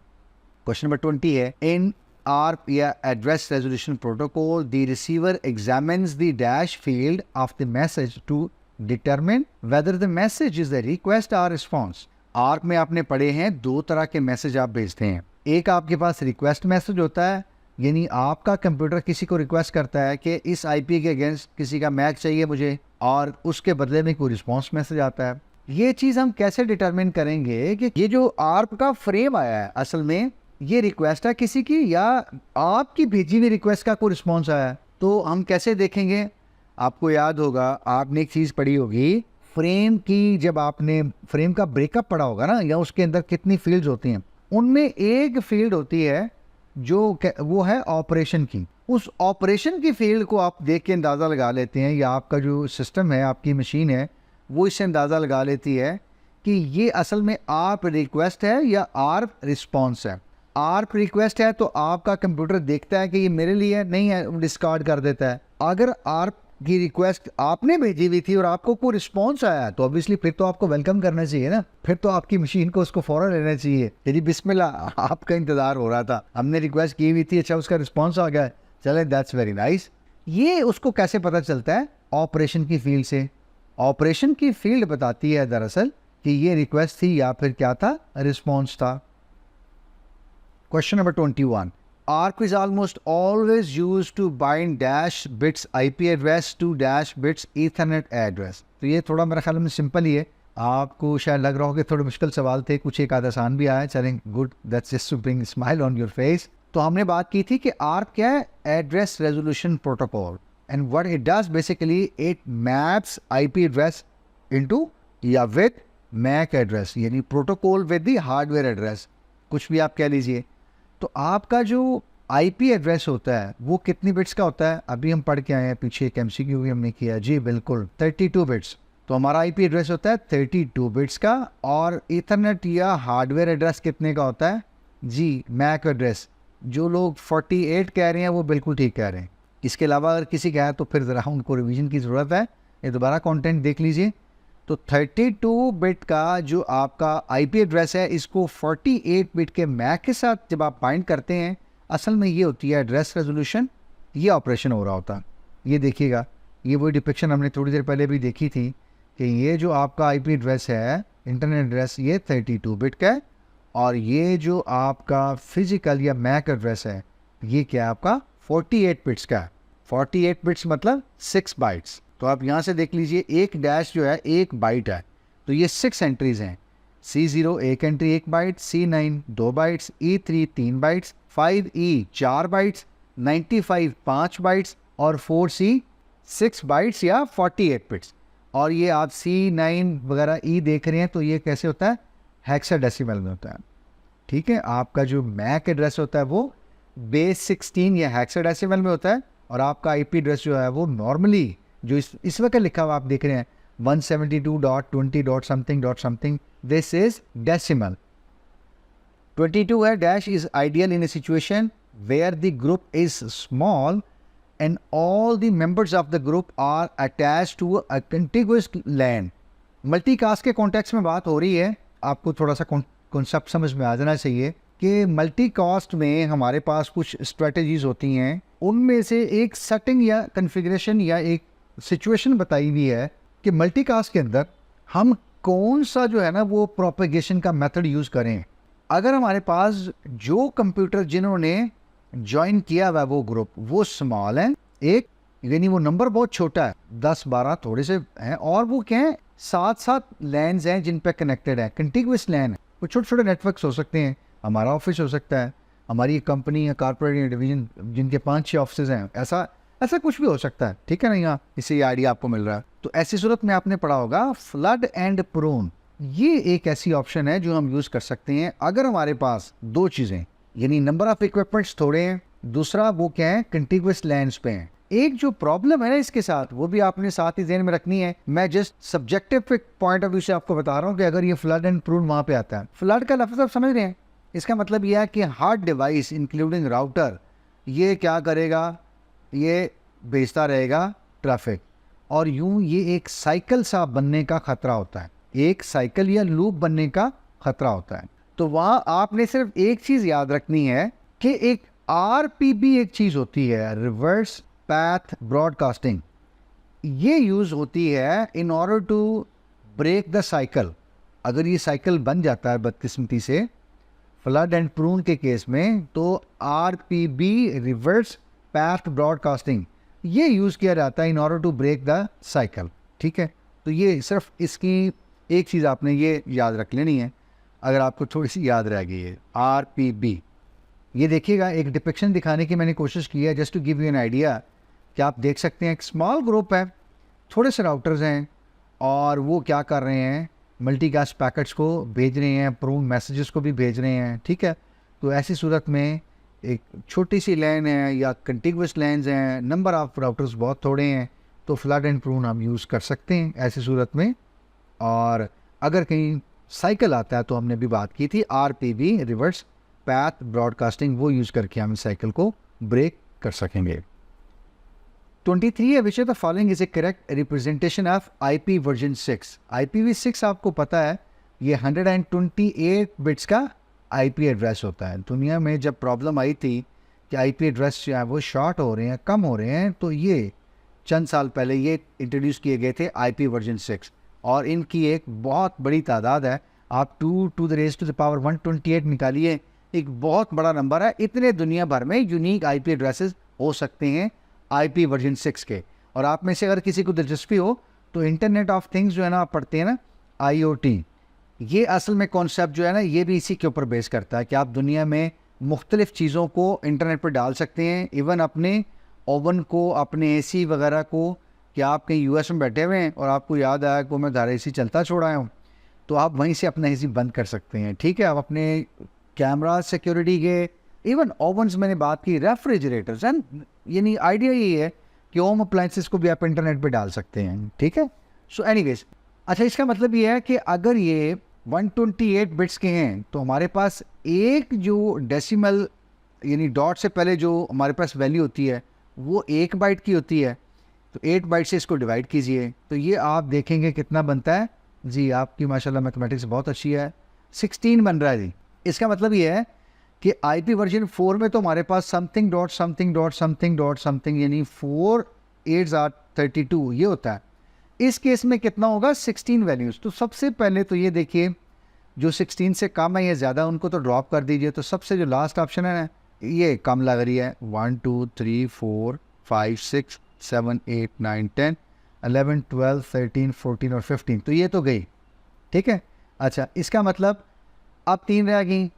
3 में अब आप देखिए एक नज़र लगा के कि कोई वैल्यू वैलिड या इनवैलिड कुछ ऐसा मसला तो नहीं है, पहली ठीक लग रही है। ये देखिए इसमें 256 है। एक बाइट जो है ना वो 8 बिट्स की होती है और मैक्सिमम वैल्यू कितनी आ सकती है उसमें, 0 से लेकर 255 तक। जी बिल्कुल आप सही समझ रहे हैं और आपने ठीक कहा। तो इसका मतलब है 256 वैल्यू नहीं आ सकती एक बाइट के अंदर, तो ये गलत है। यहाँ से थर्ड देखिएगा 255 0 0 18 128 4, ये अगेन ये फिर क्या है। तो इसका मतलब है कि जो फर्स्ट है ये एक वैलिड एड्रेस है। IPv6 को एक और तरीके से भी लिखा जाता है, उसमें हम हेक्साडेसिमल में उसको लिखते हैं और कॉलन से लिखते हैं, डॉट से नहीं लिखते। डॉट में लिखा होगा तो डेसिमल में होगा, ऐसे जैसे भी हम देख रहे हैं। अगर हेक्साडेसिमल में लिखा होगा तो फिर आपकी वैल्यू 96:4E ऐसे लिखी होगी और वहाँ 0 को भी कंप्रेस करके 2 दफ़ा कॉलन डाला जा सकता है, ठीक है। तो वो उसकी नोटेशन है, वो आप एक दफ़ा देख लीजिएगा। 24 है, when an application dash data, it makes a copy of the data available to all other computers. तो अभी हम बात क्या कर रहे थे कि एक बंदा मैसेज भेजता है, सब लोगों को मिलता है, तो वो क्या कहलाती है? ब्रॉडकास्ट। रेडियो चल रहा है कहीं, सारी दुनिया में नशर हो रहा है, तो ये क्या हो रही है? ब्रॉडकास्टिंग। सबसे आसान मिसाल मल्टीकास्ट, हमने कहा था कि एक मैसेज भेजने वाला है और मुमकिन है ये 3 लोगों में से सिर्फ 2 को मिले, इनको तीसरे बंदे को ना मिले। और ब्रॉडकास्ट के केस में हमने कहा था सबको मिलेगी। और यूनिकास्ट क्या है कि सिर्फ एक बंदा एक बंदे से बात कर रहा है, ठीक है, बाकी जो है वो पिक्चर में ही नहीं है, ठीक है। यूनी का मतलब क्या होता है? एक। So a 1 person is talking to 1 person only. तो ये यहाँ पे क्या रहा जी? एक सेंडर है और उसकी कॉपी सबको भेजी जाती है। मोहल्ले में भी एक आध साहब ऐसे होते हैं हमारे दोस्त कि बस आप उनको यूनिकास्ट कर दें कोई बात, और दूसरे दिन फिर देखिए पूरे मोहल्ले में ब्रॉडकास्ट हुई होती है। चलिए नहीं, ठीक है, ये देखिएगा, ये हमने ब्रॉडकास्ट दिखाने की भी कोशिश की है। मैंने कहा चलो ज़रा मैंने यहाँ लाइनें गलत मार दी हैं, इससे आपको हो सकता है समझ ही कुछ ना आए, तो let's have a clear idea कि what exactly the broadcast is. जी, तो यहाँ से आपको क्लियर आइडिया हो रहा है कि एक सेंडर है और कॉपी जो है वो सबको भेजी जा रही है। Everyone is receiving the message on the network. तो ये क्या है? ब्रॉडकास्ट है। क्वेश्चन नंबर 25 है, the process of using routing table to select next hop. जरी बात है, राउटर ने आगे कोई पैकेट भेजना है ना, तो उसने देखना है कि अगले हॉप पे राउटर कौन सा है, उसको सिलेक्ट भी करना है उसने, या ये देखना है कि इस नेटवर्क तक फला तक जाना हो तो मुझे किस रास्ते से भेजना चाहिए पैकेट ताकि जल्दी पहुंचे, कम टाइम लगे। तो ये डेटाग्राम कहते हैं पैकेट को आमतौर पर। फ्रेम सेकंड लेयर पे होता है, डेटाग्राम या पैकेट थर्ड लेयर पे हो सकता है, होता है इनफैक्ट। तो ये जो प्रोसेस है कि एक राउटिंग टेबल में ये देखा जाए कि अगला जो नेक्स्ट हॉप है उसको हमने डेटा भेजना है, इस प्रोसेस को हम कहते हैं इनफैक्ट राउटिंग। ये प्रोसेस ही क्या है? राउटिंग या packet forwarding. 26, which of the following is not a disadvantages of ATM। ATM की टेक्नोलॉजी आपने पढ़ी है, एसिंक्रोनस ट्रांसमिशन मोड। उसके कुछ एडवांटेज भी हैं, उसके कुछ फ्लिप साइड भी है, यानी डिसएडवांटेज भी हैं। तो हमें कहा गया है कि जो डिसएडवांटेज नहीं है, देखिए थोड़ा सा ट्रिकी क्वेश्चन बना हुआ है, नॉट ए डिसएडवांटेज, ठीक है। I deliberately made this question tricky just to make sure कि यू पे मोर अटेंशन। इसका मतलब नॉट डिसएडवांटेज को हम ये कर सकते हैं कि ये देखिए, we need to pick something that is advantage, ठीक है, simple. Okay, let's see the options. ATM is far more expensive than a typical LAN. It's not advantage. ये तो disadvantage है कि क्या उसका expensive होना, ये क्या है? एक disadvantage है, जबकि हमें या तो disadvantage pick नहीं करना या फिर advantage pick करना है, दोनों सूरतों में, ठीक है, जैसे आप चाहें। But this is not our desired option. Second देखते हैं, connection setup time में excessive।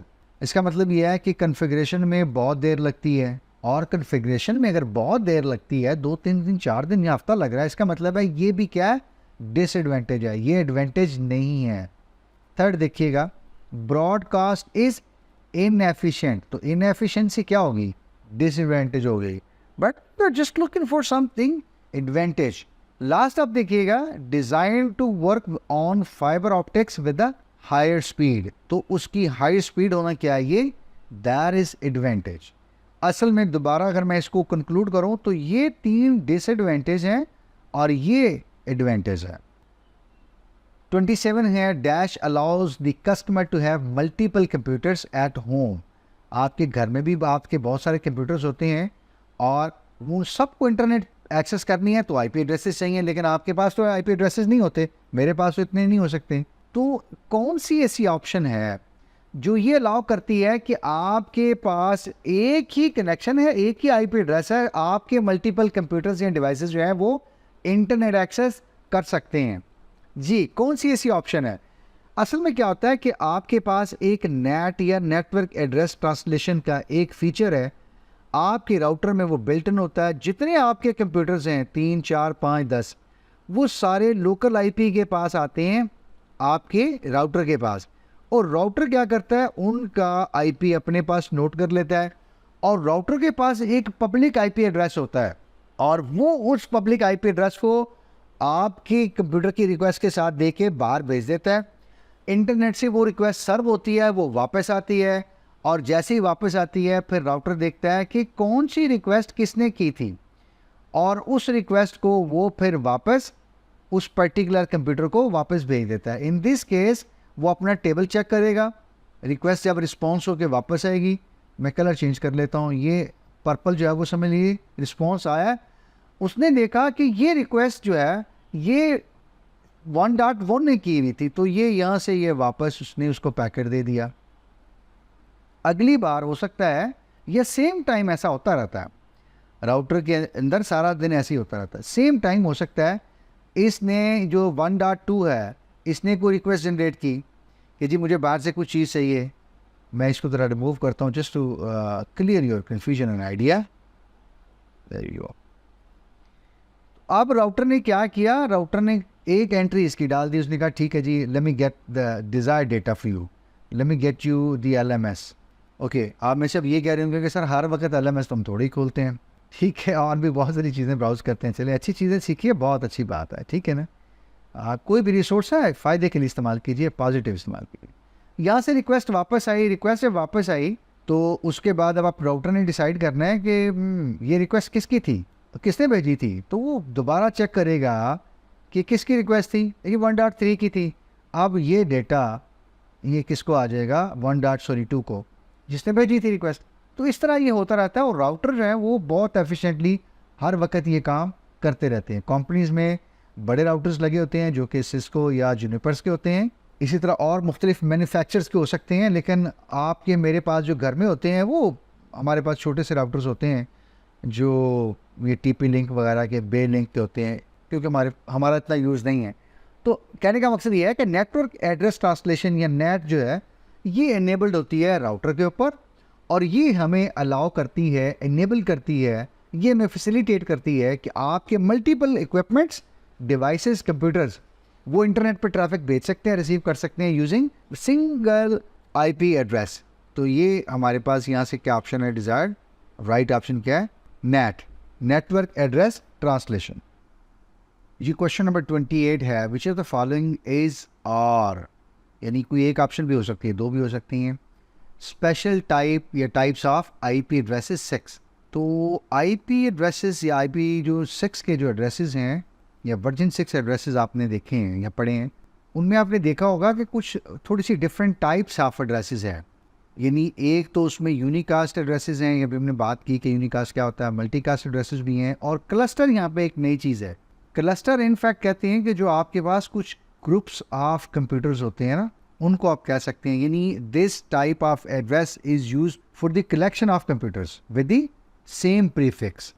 ये प्रीफिक्स जो है वो आपस में तो सारे के सारे नेटवर्क्स नंबर जो है वो यूनिक होंगे, डिफरेंट होंगे, अलग अलग होंगे, लेकिन एक जो ग्रुप ऑफ कंप्यूटर्स हैं जिनमें आगे आपने सफिक्स अलग अलग दिए हुए हैं, अगर आप देखें तो इनके लिए तो ये यूनिक ही है ना एक जी। तो ये असल में आपका ये जो IP एड्रेस होगा इसको कह रहे हैं क्लस्टर, कि ऐसा IP एड्रेस वर्जन 6 जो एक ग्रुप ऑफ कंप्यूटर्स के लिए या कलेक्शन ऑफ कंप्यूटर्स के लिए यूज़ किया जाता है, जिसमें आपका प्रीफिक्स सेम होता है। तो यहाँ हमारे पास जो राइट ऑप्शन है वो क्या है, ऑल ऑफ द गिवन, ये सारे के सारे क्या हैं, राइट एड्रेसेस हैं IP वर्जन 6 के साथ, ये बिल्कुल वैलिड एड्रेसेस हैं। 29 है, TCP uses dash to verify the data arrived successfully। Data आ गया है, सक्सेसफुली हमने रिसीव कर लिया है। ये TCP कैसे इंश्योर करता है, हमने अभी बात की थी, ये कनेक्शन ओरिएंटेड है, रिलायबल है, इस पर रिलाई किया जा सकता है, या ये सर्विस जो है ये कहती है ये कनेक्शन ओरिएंटेशन है या रिलायबिलिटी है। इसके अंदर क्या चीज़ है जो वेरीफाई होती है जी, अभी हमने देखा भी था विंडो वाली उस एग्जाम्पल में कि एक्नॉलेजमेंट आती है। ये एक्नॉलेजमेंट बताती है कि आपका डेटा रिसीव हो गया, यानी आपने डेटा भेजा, रिसीवर ने डेटा रिसीव कर लिया, अब रिसीवर ने साथ में रिसीव करने के बाद क्या किया, उसको एक्नॉलेज कर दिया कि हमने डेटा रिसीव कर लिया है। तो ये एक्नॉलेजमेंट बताती है कि data has been received successfully. ठीक है, रीट्रांसमिशन तो उस वक्त होती है जब आपके पास डेटा लॉस्ट हो जाता है। तो फ्रेमिंग वो प्रोसेस है जिसमें आप लेयर 2 में फ्रेम क्रिएट करते हैं, फ्रेम फॉरवर्ड करते हैं, और ये तो ये ऑप्शन नहीं है। और राउटिंग है, इससे मुराद क्या है कि आप अपने राउटिंग टेबल को देखते हुए पैकेट्स को आप डिसाइड करते हैं कि किस डायरेक्शन में किस डेस्टिनेशन पे भेजना है और किस राउट पे भेजना चाहिए। तो right option is it is the acknowledgement that basically helps verify कि data has been arrived successfully. 30 है created by the software application dash are called virtual connections. हमारे पास दो तरह के कनेक्शंस हो सकते हैं, शायद आपने एटीएम में पढ़े भी होंगे। एक को हम कहते हैं परमानेंट सर्किट्स या परमानेंट कनेक्शंस।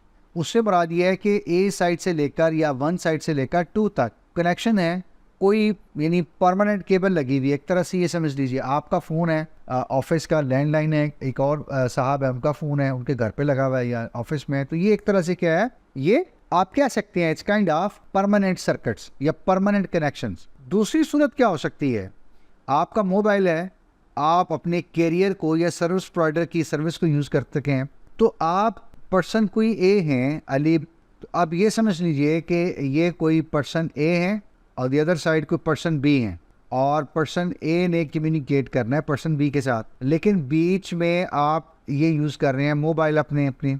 तो मोबाइल्स के लिए तो आर्जी तौर पे कहीं एक सर्किट ओपन किया गया और उसके बाद जैसे कॉल ड्रॉप हुई वो सर्किट क्या किया, या वो कनेक्शन डिस्ट्रॉय हो गया। दोबारा आपने फिर कनेक्शन क्रिएट करना है किसी को कॉल करने के लिए, तो फिर आप कर सकते हैं। तो आपके और आपके उन अजीज़ के दरमियान कोई फिजिकल कनेक्शन नहीं है। इस तरह इनको हम कह सकते हैं कि वी हैव वर्चुअल कनेक्शंस। तो सॉफ्टवेयर जो बेसिकली हैं, ये सॉफ्टवेयर एप्लीकेशंस वो बनाती हैं वर्चुअल कनेक्शंस, और ये वर्चुअल कनेक्शन असल में तो क्या है, हमारे टीसीपी के कनेक्शंस होते हैं। ठीक है, हमारे टीसीपी कनेक्शंस जो हैं वो असल में क्या होते हैं, हमारे वर्चुअल कनेक्शंस होते हैं। जो हमारी end to end service paradigm है उसमें कहा जाता है कि टीसीपी जो कनेक्शन है हमारे वो क्या है, वर्चुअल कनेक्शंस हैं। G31 है a protocol that allows an application program to serve as endpoint of communication is known as dash protocol or end-to-end protocol।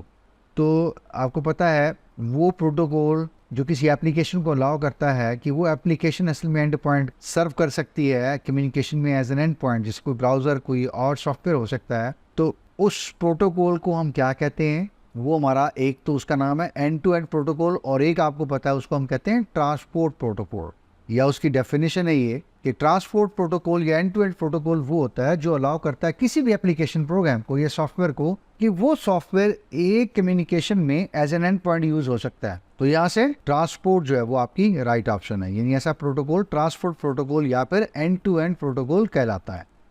32 है considering UDP user datagram protocol to engage in one-to-one communication, the application specifies। अब UDP के आपको modes पता होने चाहिए, 1 to 1 है, 1 to many है, इसी तरह many to 1 और 1 to many to many भी हैं। उसमें अगर आप 1 to 1 कम्युनिकेशन को ज़रा ज़हन में लाएं तो एप्लीकेशन क्या स्पेसिफाई करती है भला आपको, या उसकी क्या रिक्वायरमेंट्स या स्टैंडर्ड्स हैं। वो कहती है कि जी आपके पास आपने मेंशन करना है कि लोकल पोर्ट आपकी कौन सी है, आपने मेंशन करना है कि रिमोट जो आईपी एड्रेस है वो क्या है, और आपने ये भी मेंशन करना है कि जो रिमोट आईपी एड्रेस जिस पे आप जा रहे हैं उस सिस्टम की रिमोट पोर्ट जो है वो भी आपने बतानी है। तो 1 to 1 कम्युनिकेशन में लोकल पोर्ट, रिमोट पोर्ट और रिमोट आईपी एड्रेस, ये तीनों चीज़ें इंगेज होती हैं, तीनों चीज़ें स्पेसिफाई की जाती हैं। या 1 to 1 कम्युनिकेशन जो है वो ये कहता है कि आप इन तीनों चीज़ों को स्पेसिफाई कीजिए। तो यहाँ से all of the given option हमारी डिजायर्ड ऑप्शन होगी। 33 ICMP को ज़हन में रखिएगा और ये बताइएगा कि आपके पास जो एरर मैसेज हैं वो कौन से हैं, और जो गिवन हैं इनमें से कौन से एरर मैसेज नहीं है। तो आपको पता है ICMP में दो तरह के मैसेजेस होते हैं आपके, एक एरर मैसेजेस और एक इन्फॉर्मेशन मैसेजेस। तो इसका मतलब ये है कि इसमें से वो उन्होंने कहा जी हमने एरर बना के दिए हुए हैं, इसमें से जो एरर नहीं है वो ज़ाहिर बात है इन्फॉर्मेशन मैसेज होगा या इन्फॉर्मेशनल मैसेज, तो वो हमें आइडेंटिफाई करना है। पहला देखिएगा कि टाइम एक्सीड है, तो ये भी क्या है, एरर मैसेज है। डेस्टिनेशन अनरीचेबल, तो अनरीचेबल भी क्या है, एरर मैसेज है। रीडायरेक्ट मैसेज, ये भी क्या है, एरर मैसेज है। एको रिप्लाई रिक्वेस्ट, ये क्या है, ये इन्फॉर्मेशन मैसेज की कैटेगरी है, यानी ICMP के it's not an error message. तो right option is echo request reply. 34 है, in the IP address dash identifies the individual computer number on the network. तो हमने बात की थी कि एक एड्रेस में दो चीज़ें होती हैं, एक होता है उसका प्रीफिक्स जो शुरू का हिस्सा होता है और ये क्या डिफाइन करता है, नेटवर्क नंबर, और दूसरा क्या होता है, इसको हमने कहा ये सफिक्स है जो बताता है कि इस नेटवर्क के ऊपर इस कंप्यूटर का कौन सा नंबर है, एक इंडिविजुअल कंप्यूटर का। तो ये दूसरा हिस्सा क्या कहलाता है, सफिक्स कहलाता है। 35 है, IP provides service equivalent to LAN, it does not guarantee. तो कौन सी ऐसी चीज़ें हैं जो आईपी गारंटी नहीं करता? आईपी की कैरेक्टरिस्टिक्स आपको याद हों अगर, तो चंद बातें आईपी जो है वो आप समझ लीजिए कि बिल्कुल क्लियर कर देता है कि ऐसी चीज़ें मैं नहीं कहता या 100% गारंटी नहीं है। आईपी कहता है कि 100% गारंटी नहीं है कि आपका डेटा जो मैं भेज रहा हूँ उसके अंदर डुप्लीकेट नहीं आएंगे।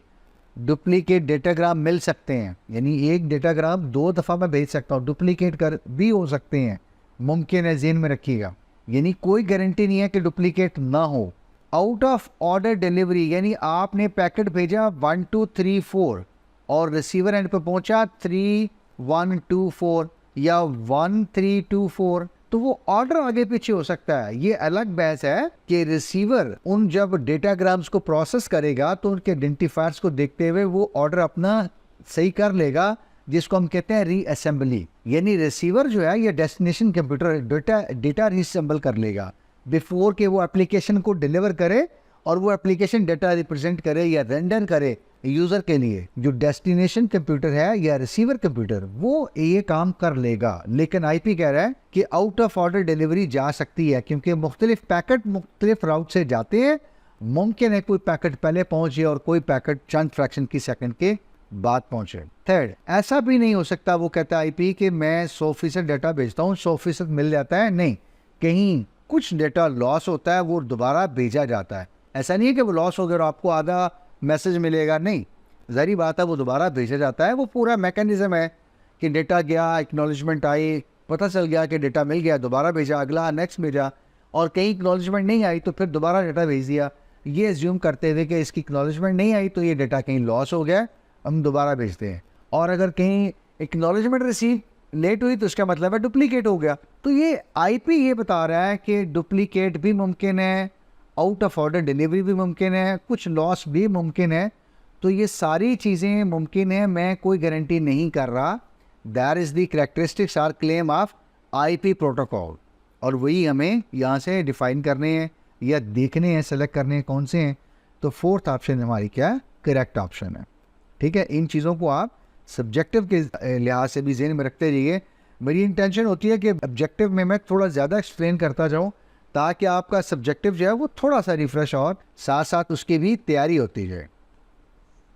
36 है, कंसिडरिंग द राउटिंग टेबल। अब आपके ज़हन में राउटिंग टेबल आना चाहिए कि राउटिंग टेबल में क्या चीज़ें होती हैं, कि किस नेटवर्क तक हमने जाना है, किस ज़रिए से जाना है, किस नेक्स्ट हॉप आईपी एड्रेस या राउटर से होके हमने वहाँ तक पहुँचना है। यूट्यूब तक अगर पहुँचना है तो किस किस राउटर से होके जाएंगे तो रिक्वेस्ट बहुत जल्दी, बेहतर, ऑप्टिमल टाइम में और एफिशिएंट चली जाएगी। ये सारी एंट्रीज कहाँ पे होती हैं, राउटिंग टेबल के अंदर। इनमें एक जो चीज स्टोर होती है वो पूछ रहे हैं कि नेटवर्क एड्रेसेस किस तरह स्टोर होते हैं, और जो नेक्स्ट हॉप होता है किसी नेटवर्क तक जाने के लिए वो किस तरह से स्टोर होता है। तो आपको पता है कि राउटिंग टेबल्स में दो चीज़ें स्टोर होती हैं। एक तो आपके पास जो डेस्टिनेशन नेटवर्क्स हैं, मैं DEST यहाँ लिख रहा हूँ, डेस्टिनेशन नेटवर्क, एक तो ये स्टोर होते हैं और ये स्टोर होते हैं in the form of network addresses. दूसरा नेक्स्ट हॉप स्टोर होता है in the form of IP address of router, कि अगला जो आपका राउटर है इस करंट राउटर से जो नेक्स्ट राउटर है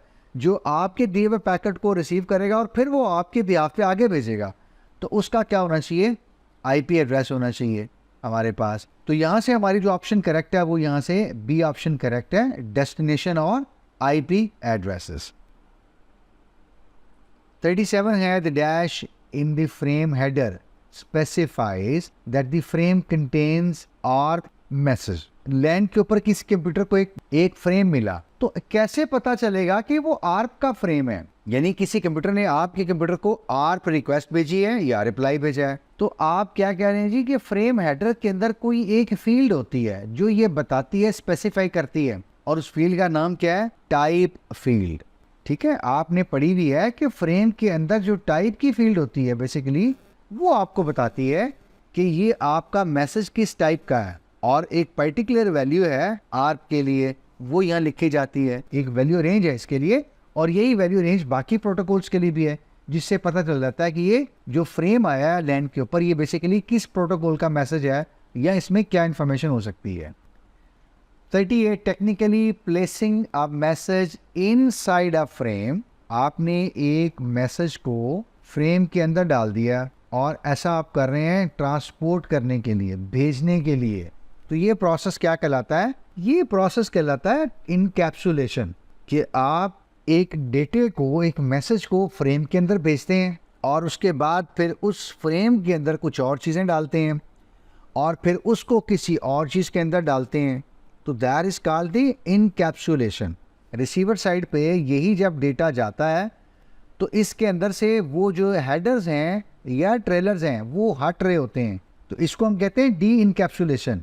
सेंडर साइड पे इनकैप्सुलेशन होती है और रिसीवर साइड पे डी इनकैप्सुलेशन होती है। 39 है, the addressing scheme solve the problem by allowing the ISP to assign prefix that is 28 bits long. वो अलाउ करती है कि जी आपके होस्ट जो है वो 14 हो सकते हैं, 16 हो सकते हैं, 20 हो सकते हैं।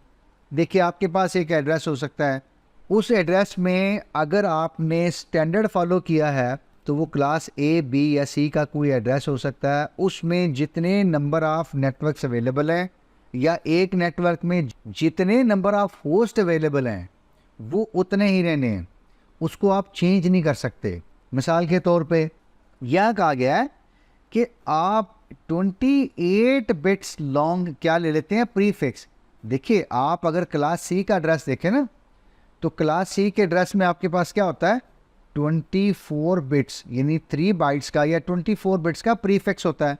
192.168.something, ये आप ले लें, क्लास C है, तो 24 बिट्स का तो आप प्रीफिक्स ले रहे हैं, जबकि यहाँ कहा गया है कि 28 बिट्स का प्रीफिक्स लेना है। इसका मतलब ये है कि ये कुछ ऐसा कॉन्सेप्ट है जिसमें हम अपनी क्लास को थोड़ा क्या कर रहे हैं? ट्वीक कर रहे हैं, फ्लेक्सिबल कर रहे हैं। ये जो फ्लेक्सिबिलिटी का आइडिया है ना, ये बेसिकली ऐसा आइडिया है जो आपको कहता है कि आप अपनी बिट्स को दाएं बाएं बारो करके नंबर ऑफ नेटवर्क्स बढ़ा लें, कम कर लें, नंबर ऑफ होस्ट बढ़ा लें, कम कर लें। आपको शायद याद आ गया हो, सब नेटिंग का आपने आइडिया पढ़ा हो। सब नेटिंग का कॉन्सेप्ट यही है कि आप स्टैंडर्ड में से नंबर ऑफ बिट्स जो है ना वो क्या करते हैं? बारो कर लेते हैं, तो नेटवर्क अपने सबनेट्स जो है वो ज़्यादा बना लेते हैं, और जैसे सबनेट ज़्यादा बनेंगे नंबर ऑफ होस्ट जो है या number of host IP addresses वो उतने कम होते जाएंगे। तो आप एक बड़े ब्लॉक में से छोटे छोटे ब्लॉक्स जो है वो क्रिएट कर लेते हैं। ये आइडिया जो है वो क्या कहलाता है? सब नेटिंग का। ठीक है, थोड़ी फ्लेक्सिबिलिटी है। तो यहाँ एग्जाम्पल में अगर आप देखें तो ये देखिए आपने यहाँ तक, असल में तो ये सारी बाइट्स यहाँ तक किसकी थी? बिट्स, ये 8 बिट्स सारी की सारी किसके थी? होस्ट के लिए थी। क्लास C में चौथी बाइट जो है वो होस्ट के लिए होती है, तो 8 बिट्स किसके लिए थी? होस्ट के। आपने क्या कर लिया? 4 यहाँ से और बारो कर ली, तो ये 24 और 4 कितनी होगी? 28। इसका मतलब ये है कि प्रीफिक्स आपने इतना लंबा 28 बिट्स तक दे दिया। अब आपके पास 4 बिट्स रह गई हैं, तो 2 की पावर 4 माइनस 2 करेंगे तो 14 बनती है। तो इसका मतलब यह है कि अब इन 4 बिट्स के अंदर आपके पास 14 होस्ट हो सकते हैं मैक्सिमम, और यही जो है वो यहाँ बात की जा रही थी। ये कॉन्सेप्ट सारा बेसिकली क्या है? चूँकि हमने क्लास की बाउंड्री को ब्रेक किया है इसलिए इसको कहते हैं क्लासलेस। क्लासफुल नहीं है। क्लासफुल होता तो हम यहाँ तक रहते, हम कहते जी क्लास C का एड्रेस है, हम पहली बाइट, दूसरी बाइट और एड्रेस की तीसरी बाइट ये प्रीफिक्स के लिए रखते हैं, इससे बाहर नहीं हम जा सकते हैं। क्लास B में क्या होता है? पहली 2 बाइट प्रीफिक्सेस होती हैं। क्लास A में क्या होता है? पहली 1 बाइट होती है। लेकिन यहाँ हमने क्या किया? चौथी बाइट को भी कुछ पार्शली ले लिया, इंक्लूड कर लिया, जिसको आप कहते हैं बारो करनी, बिट्स बारो कर ली आपने। और ये कॉन्सेप्ट क्या है? सब नेटिंग का, जो कि कहता है कि आप अपने एड्रेसेस को इनफैक्ट क्लासलेस बना सकते हैं। यू कैन हैव फ्लेक्सिबिलिटी कि नंबर ऑफ नेटवर्क्स और नंबर ऑफ होस्ट पर नेटवर्क आप अपनी मर्जी से फ्लेक्सिबल कर सकते हैं, ले सकते हैं। तो this idea is called classless networking या क्लासलेस एड्रेस स्कीम। 40 है the ARP standard defines the following basic message types. ARP के जो स्टैंडर्ड हैं वो कुछ बेसिक मैसेज टाइप डिफाइन करते हैं। हमें ये बताना है कि वो कितनी तरह के होते हैं। अभी हम कहीं बात कर रहे थे, 2-3 बार हमने ये बात की है, दोहराई है कि एक आर्प में रिक्वेस्ट मैसेज होता है। कोई कंप्यूटर बाकी कंप्यूटर्स को ये मैसेज भेजता है कि मैंने किसी एक आईपी एड्रेस को डेटा भेजना है, तो वो आईपी एड्रेस कौन है, काइंडली वो अपना क्या दे दे, मुझे मैक एड्रेस बता दे। ये क्या है, आर्प रिक्वेस्ट है। अब जो मुतलका रेलिवेंट कंप्यूटर होगा जिसको मुखातब किया जा रहा है, तो मुखातब कंप्यूटर जब देखेगा कि मेरे आईपी एड्रेस की बात हो रही है तो वो अपना मैक एड्रेस शेयर करेगा। ये क्या हो गया, रिप्लाई या रिस्पॉन्स हो गया आर्प का। तो 2 तरह के मैसेज हो गए हमारे पास आर्प में, और यही 2 तरह के मैसेज टाइप्स होती है। एक होती है रिक्वेस्ट और एक होती है रिस्पॉन्स। 41 है as the internet grew what problems was और वर। अगर एक प्रॉब्लम है तो जारी बात है आप वो लिख लीजिए, वाज आएगा, और ज़्यादा है तो फिर वर आएगी। तो दोनों ने ऑप्शन दिए। एक या ज़्यादा प्रॉब्लम्स हैं, वी डोंट नो, बट आप देखिए कि कितनी प्रॉब्लम्स हैं। अभी तक तो हम ये सोच रहे हैं एग्ज़ाम में एक प्रॉब्लम है हमारे लिए, इसको जल्दी से ख़त्म होना चाहिए। तो इंटरनेट ग्रो किया उस वक़्त आईपी के साथ, आईपी एड्रेसेस के साथ कोई प्रॉब्लम थे, वो हमें देखनी है वर्जन 4 के साथ। तो आपने पढ़ा होगा इंट्रोडक्शन में कि असल में क्या हुआ था, दुनिया भर में लोग डिवाइसेस ज़्यादा यूज़ कर रहे थे, तो आईपी एड्रेसेस क्या कर रहे थे, कुछ कमी हो रही थी। और दूसरा, क्लास फुल जब आईपी एड्रेसेस थे तो इसका मतलब ये था कि किसी कंपनी को पूरा एक चंक लेना पड़ता था आईपी एड्रेसेस का, जबकि उनको 10 की ज़रूरत थी, उनको 50 का पूरा बंडल लेना पड़ गया हो। मिसाल दे रहा हूँ, 50 कोई होता नहीं आईपी एड्रेस में, just to give an example कि 50 का बंडल है और उन्होंने कहा जी हमें 10 आईपी एड्रेसेस चाहिए, हमारे राउटर्स हैं, स्विचेस हैं, हमारे सर्वर्स हैं और एप्लीकेशंस हैं। तो आईएसपी ने कहा नहीं 50 का बंडल है, हम तो चेंज नहीं देते, पूरा ही ले जाएं। ये एक लिमिटेशन थी। दूसरा, आप ज़्यादा देने लग गए, ज़्यादा डिवाइसेस आ गई, तो क्या हो गया, आईपी एड्रेसेस जो है वो कम होने लग गए दुनिया भर में। थर्ड, अब वो 50 वाले जो लेके गए हैं, 10 उन्होंने यूज़ करने हैं, तो बाकी 40 उनके तो अनयूज़ पड़े रहेंगे। तो ये सारी प्रॉब्लम्स थी जब इंटरनेट ग्रो हुआ, इंटरनेट एक्सपेंड होना शुरू हुआ, आईपी वर्जन 4 के साथ ये प्रॉब्लम्स थी। 42 है OSPF includes a 32 bit address mask. जरी बात हम अभी बात करके आए हैं बार बार के आईपी एड्रेस जो है वो 4 बाइट या 32 बिट्स का होता है, और उसका मास्क या एड्रेस मास्क जो है वो भी क्या होता है, 32 बिट का होता है।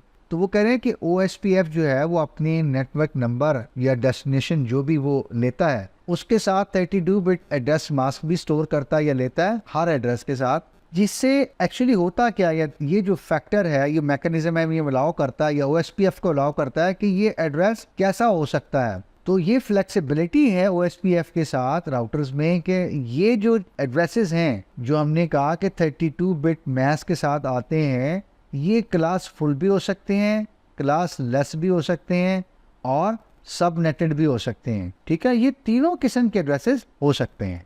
तो यहाँ से क्या है आपकी right option, all of the given options, कि with OSPF it includes 32 bit address mask that enables OSPF to consider the addresses, those are classful addresses or classless addresses और subnetted addresses। तो वो तीनों को कंसिडर कर सकता है और करता है। 43 the dash layer of the TCP/IP protocol suite defines the basic characteristics of network hardware। तो TCP की वो लेयर जो हार्डवेयर के बारे में बात करती है, हार्डवेयर के बारे में इंफॉर्मेशन देती है, स्पेसिफिकेशन डिफाइन करती है। जी वो कौन सी लेयर है आपकी, आप देख रहे हैं यहाँ केबलें आपको नज़र आ रही हैं यहाँ पे, और ये किसके साथ लगी हुई हैं, जी फिजिकल लेयर के साथ। तो फिजिकल लेयर जो है ये स्पेसिफाई करती है कि आपके हार्डवेयर की कैरेक्टरिस्टिक्स क्या होंगी, स्पेसिफिकेशंस क्या होगी, डेटा जो है वो सिग्नल्स बिट्स में ट्रांसफ़र कैसे करेगा, और इस तरह की कुछ और स्पेसिफिकेशंस और स्टैंडर्ड। तो physical layer is the right option.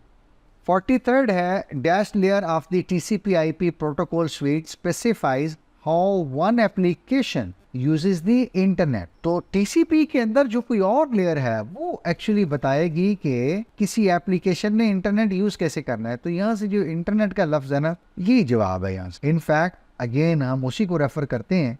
तो ये जो लेयर है ना हमारी इंटरनेट की, ये स्पेसिफाई करती है टीसीपी आईपी प्रोटोकॉल मॉडल में कि एक एप्लीकेशन ने इंटरनेट यूज कैसे करना है। That is the internet layer.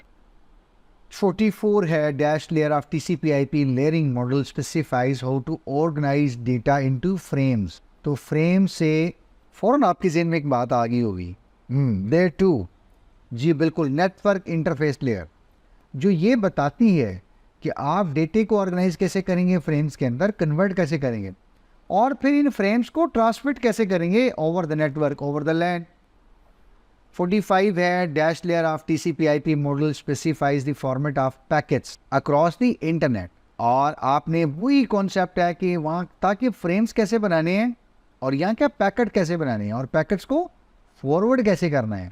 तो ये काम हमारा कौन करेगा जी, इंटरनेट लेयर। इंटरनेट लेयर यहाँ पे जो थर्ड लेयर, देखिए पैकेट है ना, मैंने पहले भी शायद जिक्र किया, और डेटाग्राम पैकेट, ये जहाँ लफ्ज आएगा ये इंटरनेट लेयर पे जाएगा, third layer of the TCP IP model.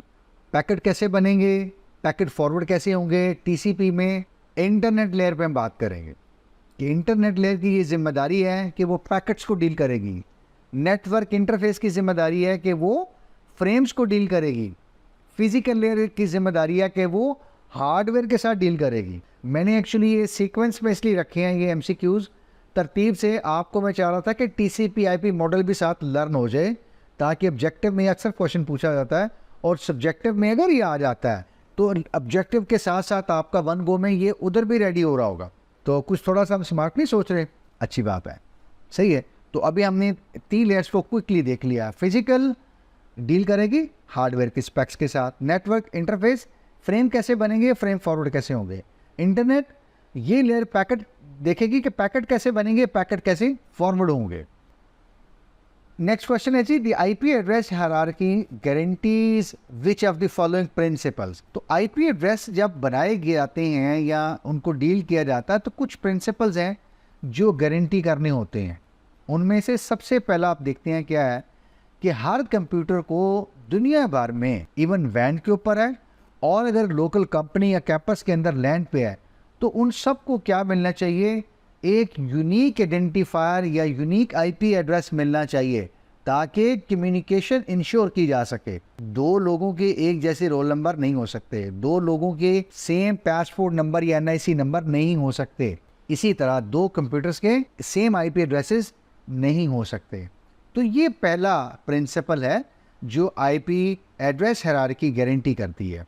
लैन के ऊपर हो आपका कंप्यूटर या वैन के ऊपर हो, यानी वाइड एरिया नेटवर्क के ऊपर, दोनों सूरतों में हर कंप्यूटर, हर मशीन, हर एप्लीकेशन, हर टर्मिनल, हर नेटवर्क डिवाइस के पास एक यूनिक आईपी एड्रेस होना चाहिए। एक गारंटी हो गई।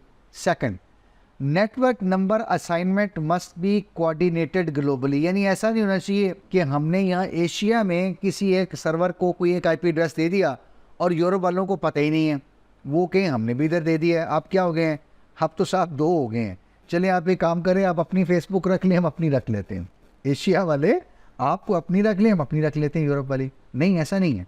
अगर फेसबुक की जगह कोई और नई ऐप आती है और वो किसी जगह एक पब्लिश होती है दुनिया भर में, तो वो सर्वर किसी एक आईपी एड्रेस पे जाएगा, वो यूनिक होगा और दुनिया भर में वो फिर ग्लोबली कोऑर्डिनेट होगा। इसी तरह बाकी इक्विपमेंट्स हैं, आपका अगर कोई वाइड एरिया नेटवर्क या वैन एज का राउटर है, उसके पास भी तो कोई आईपी एड्रेस है, तो उसको भी तो बाकी राउटर से बात करनी है ना, अपना बताना है कि मैं भी कहीं हूँ, मेरी साइड से अगर कोई लैंड से जाती है ट्रैफिक तो मुझे वापस भेजो। तो ये आईपी एड्रेसेस जब यूनिक मिल जाते हैं तो ये डिवाइसेस, इक्विपमेंट्स क्या करती हैं, ग्लोबली कोऑर्डिनेट करती हैं जस्ट टू मेक श्योर कि these are and these will remain unique and devices and equipments can communicate with each other. आपका डेटा दुनिया के दूसरे कोने तक जाए भी और वहां से वापस भी इंश्योर किया जा सके।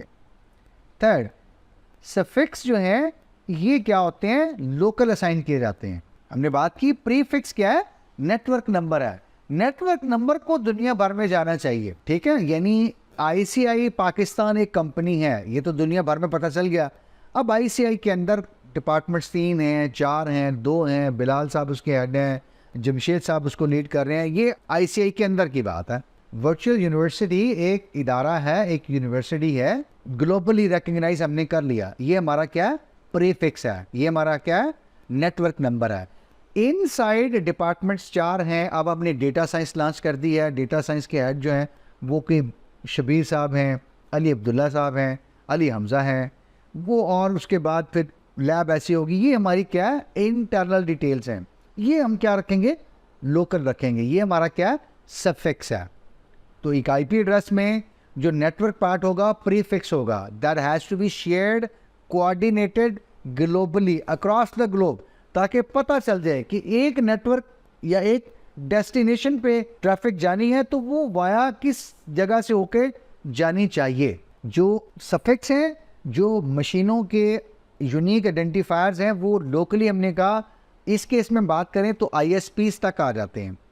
ISPs के पास पता होते हैं कि प्रीफिक्सेस जो हैं वो उनको मिले हुए हैं, ग्लोबली हैं, और उसके बाद कंपनी टू कंपनी वो अपने सफिक्स यूनिक आइडेंटिफायर बनाते हैं और वो फिर उसके बाद बना के असाइन करते हैं। ये कंपनीज भी करती हैं बहुत बड़ी बड़ी, और ज़्यादातर ये काम ISPs करती हैं। तो इतनी डिटेल बताने का मकसद ये था कि ये तीनों चीज़ें IP एड्रेस की हायरार्की गारंटी करती है। ये तीनों प्रिंसिपल्स कि वो कहती है कि जी यूनिक एड्रेस असाइन हो, दुनिया भर में नेटवर्क नंबर जो है वो ग्लोबली कोऑर्डिनेट किए जाएं, शेयर किए जाएं, ताकि सबको सब चीज़ों का पता हो। और जो सफिक्सेस हैं ये आप बेशक लोकली मैनेज कर लीजिए, ISP लेवल के ऊपर, रीजनल लेवल के ऊपर, ठीक है, कंट्री लेवल के ऊपर। तो ये सारी चीज़ें ठीक हैं, और यहाँ से हमारी फिर 4th ऑप्शन जो है वो राइट ऑप्शन है। 47 है, which of the following is true about permanent virtual circuit. नाम से आपको क्या लग रहा है कि ये कुछ सर्किट है, कोई कनेक्शन है, लेकिन ये क्या है, परमानेंट है। ATM में आपने पढ़ा होगा SVCs होते हैं, स्विच्ड वर्चुअल सर्किट्स होते हैं, और PVCs होते हैं, परमानेंट वर्चुअल सर्किट्स। 2 तरह के कनेक्शन टाइप्स होती है। ATM यानी एसिंक्रोनस ट्रांसमिशन मोड, वहाँ उस टेक्नोलॉजी के अंदर परमानेंट है। इससे आपको समझ आ रही होगी, बाय डेफिनेशन भी देखें तो ये कहा जाता है कि ये असल में क्या है, फिजिकल कनेक्शंस होते हैं जो कि कस्टमर्स ने पे करना होता है, और जब तक वो पे करते हैं ये उनको सर्विसेज प्रोवाइड की जाती हैं। तो ये कन्फिगरेशंस होती हैं जो फिजिकली एग्जिस्ट करती हैं। ऐसा नहीं है कि जैसे मैं और आप मोबाइल से फ़ोन करते हैं और हमें नहीं पता कि हम किस A एंटीना से B से, कभी हमारी ट्रैफिक किसी और जगह से जा रही है, कभी किसी और साइड से जा रही है। बट इस केस में ऐसा नहीं है। इस केस में आप ये समझ लीजिए, just to make you understand, कि केबल का जो सर्विस प्रोवाइडर आपकी लोकेलिटी में, वहाँ से एक ही तार आ रही है परमानेंट आपके घर पे, आपके जो फाइबर ऑप्टिक का आपका राउटर लगा हुआ है उसके अंदर लग रही है, या टर्मिनेट हो रही है, या आपके PC में, तो वो एक परमानेंट वर्चुअल सर्किट बना हुआ है आप और आपकी IS इनके दरमियान, या आप और आपकी केबल जो प्रोवाइडर है, केबल इंटरनेट प्रोवाइडर है, या इंटरनेट सर्विस प्रोवाइडर जो आपके करीब है, उनके दरमियान। तो ये उस वक्त तक रहेगा। ज़ाहिर बात, अब आप भी समझ गए कि जब तक कस्टमर क्या करता है, पे करता है। आप ज़रा ना पे करके देखें 1 महीने, आपके मोहल्ले का अगर अच्छा है वो सर्विस प्रोवाइडर, तो हो सकता है वो आपको फ़ोन ही करे कि बिलाल भाई पे कर दे यार, अगर आपने इंटरनेट कंटिन्यू करना है। वरना अगर कोई बहुत सख्त होगा तो वो क्या करेगा, घर के गेट के बाहर से तार ही काट जाएगा। ठीक है, आप ये ना पे करें, लें, सुबह आप उठेंगे आपके इंटरनेट नहीं चल रहा, और घर से बाहर निकल के देखेंगे तो आपको नजर आ जाएगा तार तो कटी हुई है। और फिर आप फ़ोन करेंगे कि भाई को तार काट गया, तो वो कहेगा मैंने ही काटी है क्योंकि आपने पे नहीं किया। एनीवेज, तो PVCs require provision and last long as the customer page. ये परमानेंट होती हैं, जब तक कस्टमर पे करता है वही रहती हैं। ऑन दी अदर हैंड ये डायनेमिकली तो नहीं होती, और डायनेमिकली टर्मिनेट भी नहीं होती। ठीक है, वो तो हमने कहा आर्जी तौर पे सर्किट है किसी और अभी मैं SVC की बात की कि स्विच्ड है, आपने फ़ोन किया, मिल गया, आपका कनेक्शन बिल्ड हुआ, जैसे ही कॉल ड्रॉप हुई कनेक्शन गया। अब आपको हो सकता है दोबारा फ़ोन करें तो कोई और कनेक्शन दिया जाए। यहाँ पे ये एक तरह से, मैं थोड़ा मोहतात होकर कह रहा हूँ, लीज्ड कनेक्शन है, डेडिकेटेड कनेक्शन है, वो आपका ही है, आप ही यूज़ करेंगे। दूसरा क्या होता है, शेयर्ड होता है। तो इसलिए डायनेमिक जो टर्मिनेट क्रिएट होते हैं वो शेयर्ड होते हैं। तो PVC ऐसा नहीं होता, और ये शॉर्ट टर्म भी नहीं होते। अभी हमने कहा कि जब तक कस्टमर पे कर रहा है कनेक्टेड है। अब कस्टमर की मर्जी है वो यूज़ करे, फ़ोन को ना करे, इंटरनेट को यूज़ करे ना करे, बट जो उनको एलोकेट कर दिया है कनेक्शन आपने, वो उन्हीं का है, उन्हीं के पास रहेगा। ठीक है जी। और ये लिखा हुआ है do not involve static configuration, तो पीवीसी को स्टैटिक कन्फिगरेशन चाहिए होती है, तो ये भी गलत है। द राइट ऑप्शन इज कि पीवीसीज ये डेडिकेटेड कनेक्शंस हैं और ये उस वक्त तक बिल्कुल डेडिकेटेड अवेलेबल होते हैं, रहते हैं, कन्फिगर्ड होते हैं जब आप जब तक आप पे करते हैं, जब तक मैं और आप एज ए कस्टमर पे करते हैं। 48 है dash layer of the TCP/IP layering model ensures the reliable data transfer. तो ये कीवर्ड है इसके अंदर, ट्रांसफ़र, ठीक है। वो कौन सी लेयर है जो इंश्योर करती है कि रिलायबल डेटा ट्रांसफ़र हो गया है? तो यहाँ से अगर आप देखें तो ट्रांसपोर्ट जो है वो ये इंश्योर करती है TCP/IP में कि आपका डेटा जो है वो ट्रांसफ़र हो गया, ठीक है। आपकी जो लेयर 4 है in fact that is transport layer, तो वो इस चीज़ को मेक श्योर करती है कि TCP/IP मॉडल में कि आपका डेटा जो है वो रिलायबली भी ट्रांसफ़र हो गया है। Question number 49 dash requires special software that continuously updates routing information. कोई एक सॉफ्टवेयर की बात हो रही है, ये सॉफ्टवेयर क्या करता है, बारहा लगातार कोशिश करता रहता है कि राउटिंग टेबल को वो अपडेट रखे, राउटिंग इंफॉर्मेशन को वो अपडेट रखे। Each router communicates with its neighbour, यानी हर राउटर जो है वो कोशिश करता है कि वो अपने नेबर से बात करता रहे। देखिए कॉन्टिन्यूस अगर राउटिंग टेबल अपडेट रहने हैं तो इसका मतलब ये हर राउटर को अपने साथ वाले राउटर से बात करनी पड़ेगी और अगर उसके पास कोई अपडेट है तो वो बतानी पड़ेगी। और ये अगर आप देखें तो राउटर खुद चीज़ें अपडेट्स को ले रहे हैं और ये अपडेट शेयर कर रहे हैं। तो ये प्रोसेस क्या हो रहा है, एक्चुअली डायनेमिक प्रोसेस हो रहा है। ये learning about new routes, updating the routing tables and sharing the updated information with the neighbors, ये तीनों काम क्या हो रहे हैं, डायनेमिक हो रहे हैं।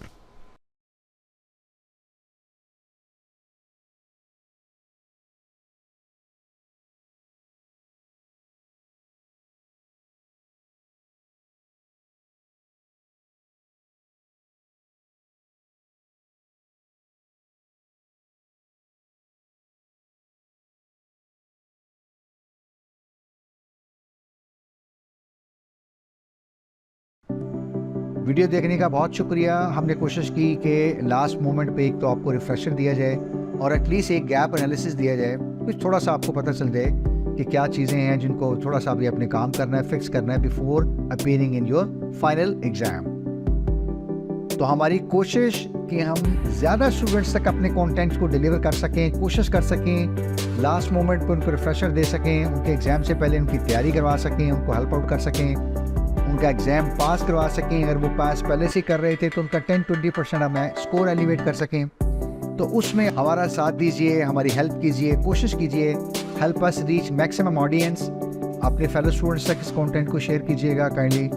और थर्ड ये है, हम कोशिश करते हैं कि कुछ आपके साथ कंटेंट शेयर किया जाए, आपको थोड़ा हेल्प किया जाए। ऐसे ही हम चाह रहे होते हैं कि आप ही हमारी हेल्प कीजिए और हमारे कंटेंट के अंदर जो चीज़ें और बेहतर की जा सकती हैं, इम्प्रूव की जा सकती हैं, हमारी रहनुमाई कीजिए, अपनी कीमती आरा से ज़रूर आगाह कीजिए। आपके लिए वो वीडियो ज़्यादा प्रोडक्टिव, फ्रूटफुल हो, आपको ज़्यादा उससे अच्छे नताइज मिल सकें, आपका ज़्यादा उससे फ़ायदा हो सके। तो हम कोशिश करेंगे कि उस तरह से चीज़ों को टेलर कर लिया करेंगे ताकि उससे आपको ज़्यादा बेनिफिट हो सके।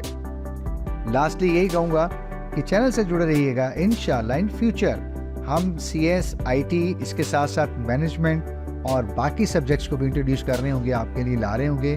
कोशिश वही है इंशाल्लाह कि हम अपने कंटेंट को कॉन्टीन्यूसली बेहतर करते जाएं, चीज़ों को आपके लिए आसान बनाने की कोशिश करें ताकि आप अपने इम्तिहानात को अच्छे तरीके से डिलीवर करें, अच्छे रिजल्ट्स लें और अपने पेरेंट्स को डिलीवर करें, उनकी दुआएं समेटें, उनको खुश रखें। वो खुश होंगे तो इंशाल्लाह अल्लाह भी आपसे खुश होगा और अल्लाह अगर आपसे खुश है तो इंशाल्लाह चीज़ें आपके लिए बहुत बेहतर हैं। आप समझते हैं इस बात को। तो एक गुजारिश आखिरी ये है कि इस आजिज़ को भी अपनी दुआ में शामिल रखा करें। इंशाल्लाह अगले किसी कंटेंट में, किसी और पेपर में, किसी और सब्जेक्ट में आप लोगों से बात होती है। अल्लाह आपका हामी नासिर, अपना ख्याल रखिएगा। Wish you the best of luck for your final term exam. Take care. अल्लाह हाफिज़। अस्सलामु अलैकुम व रहमतुल्लाह।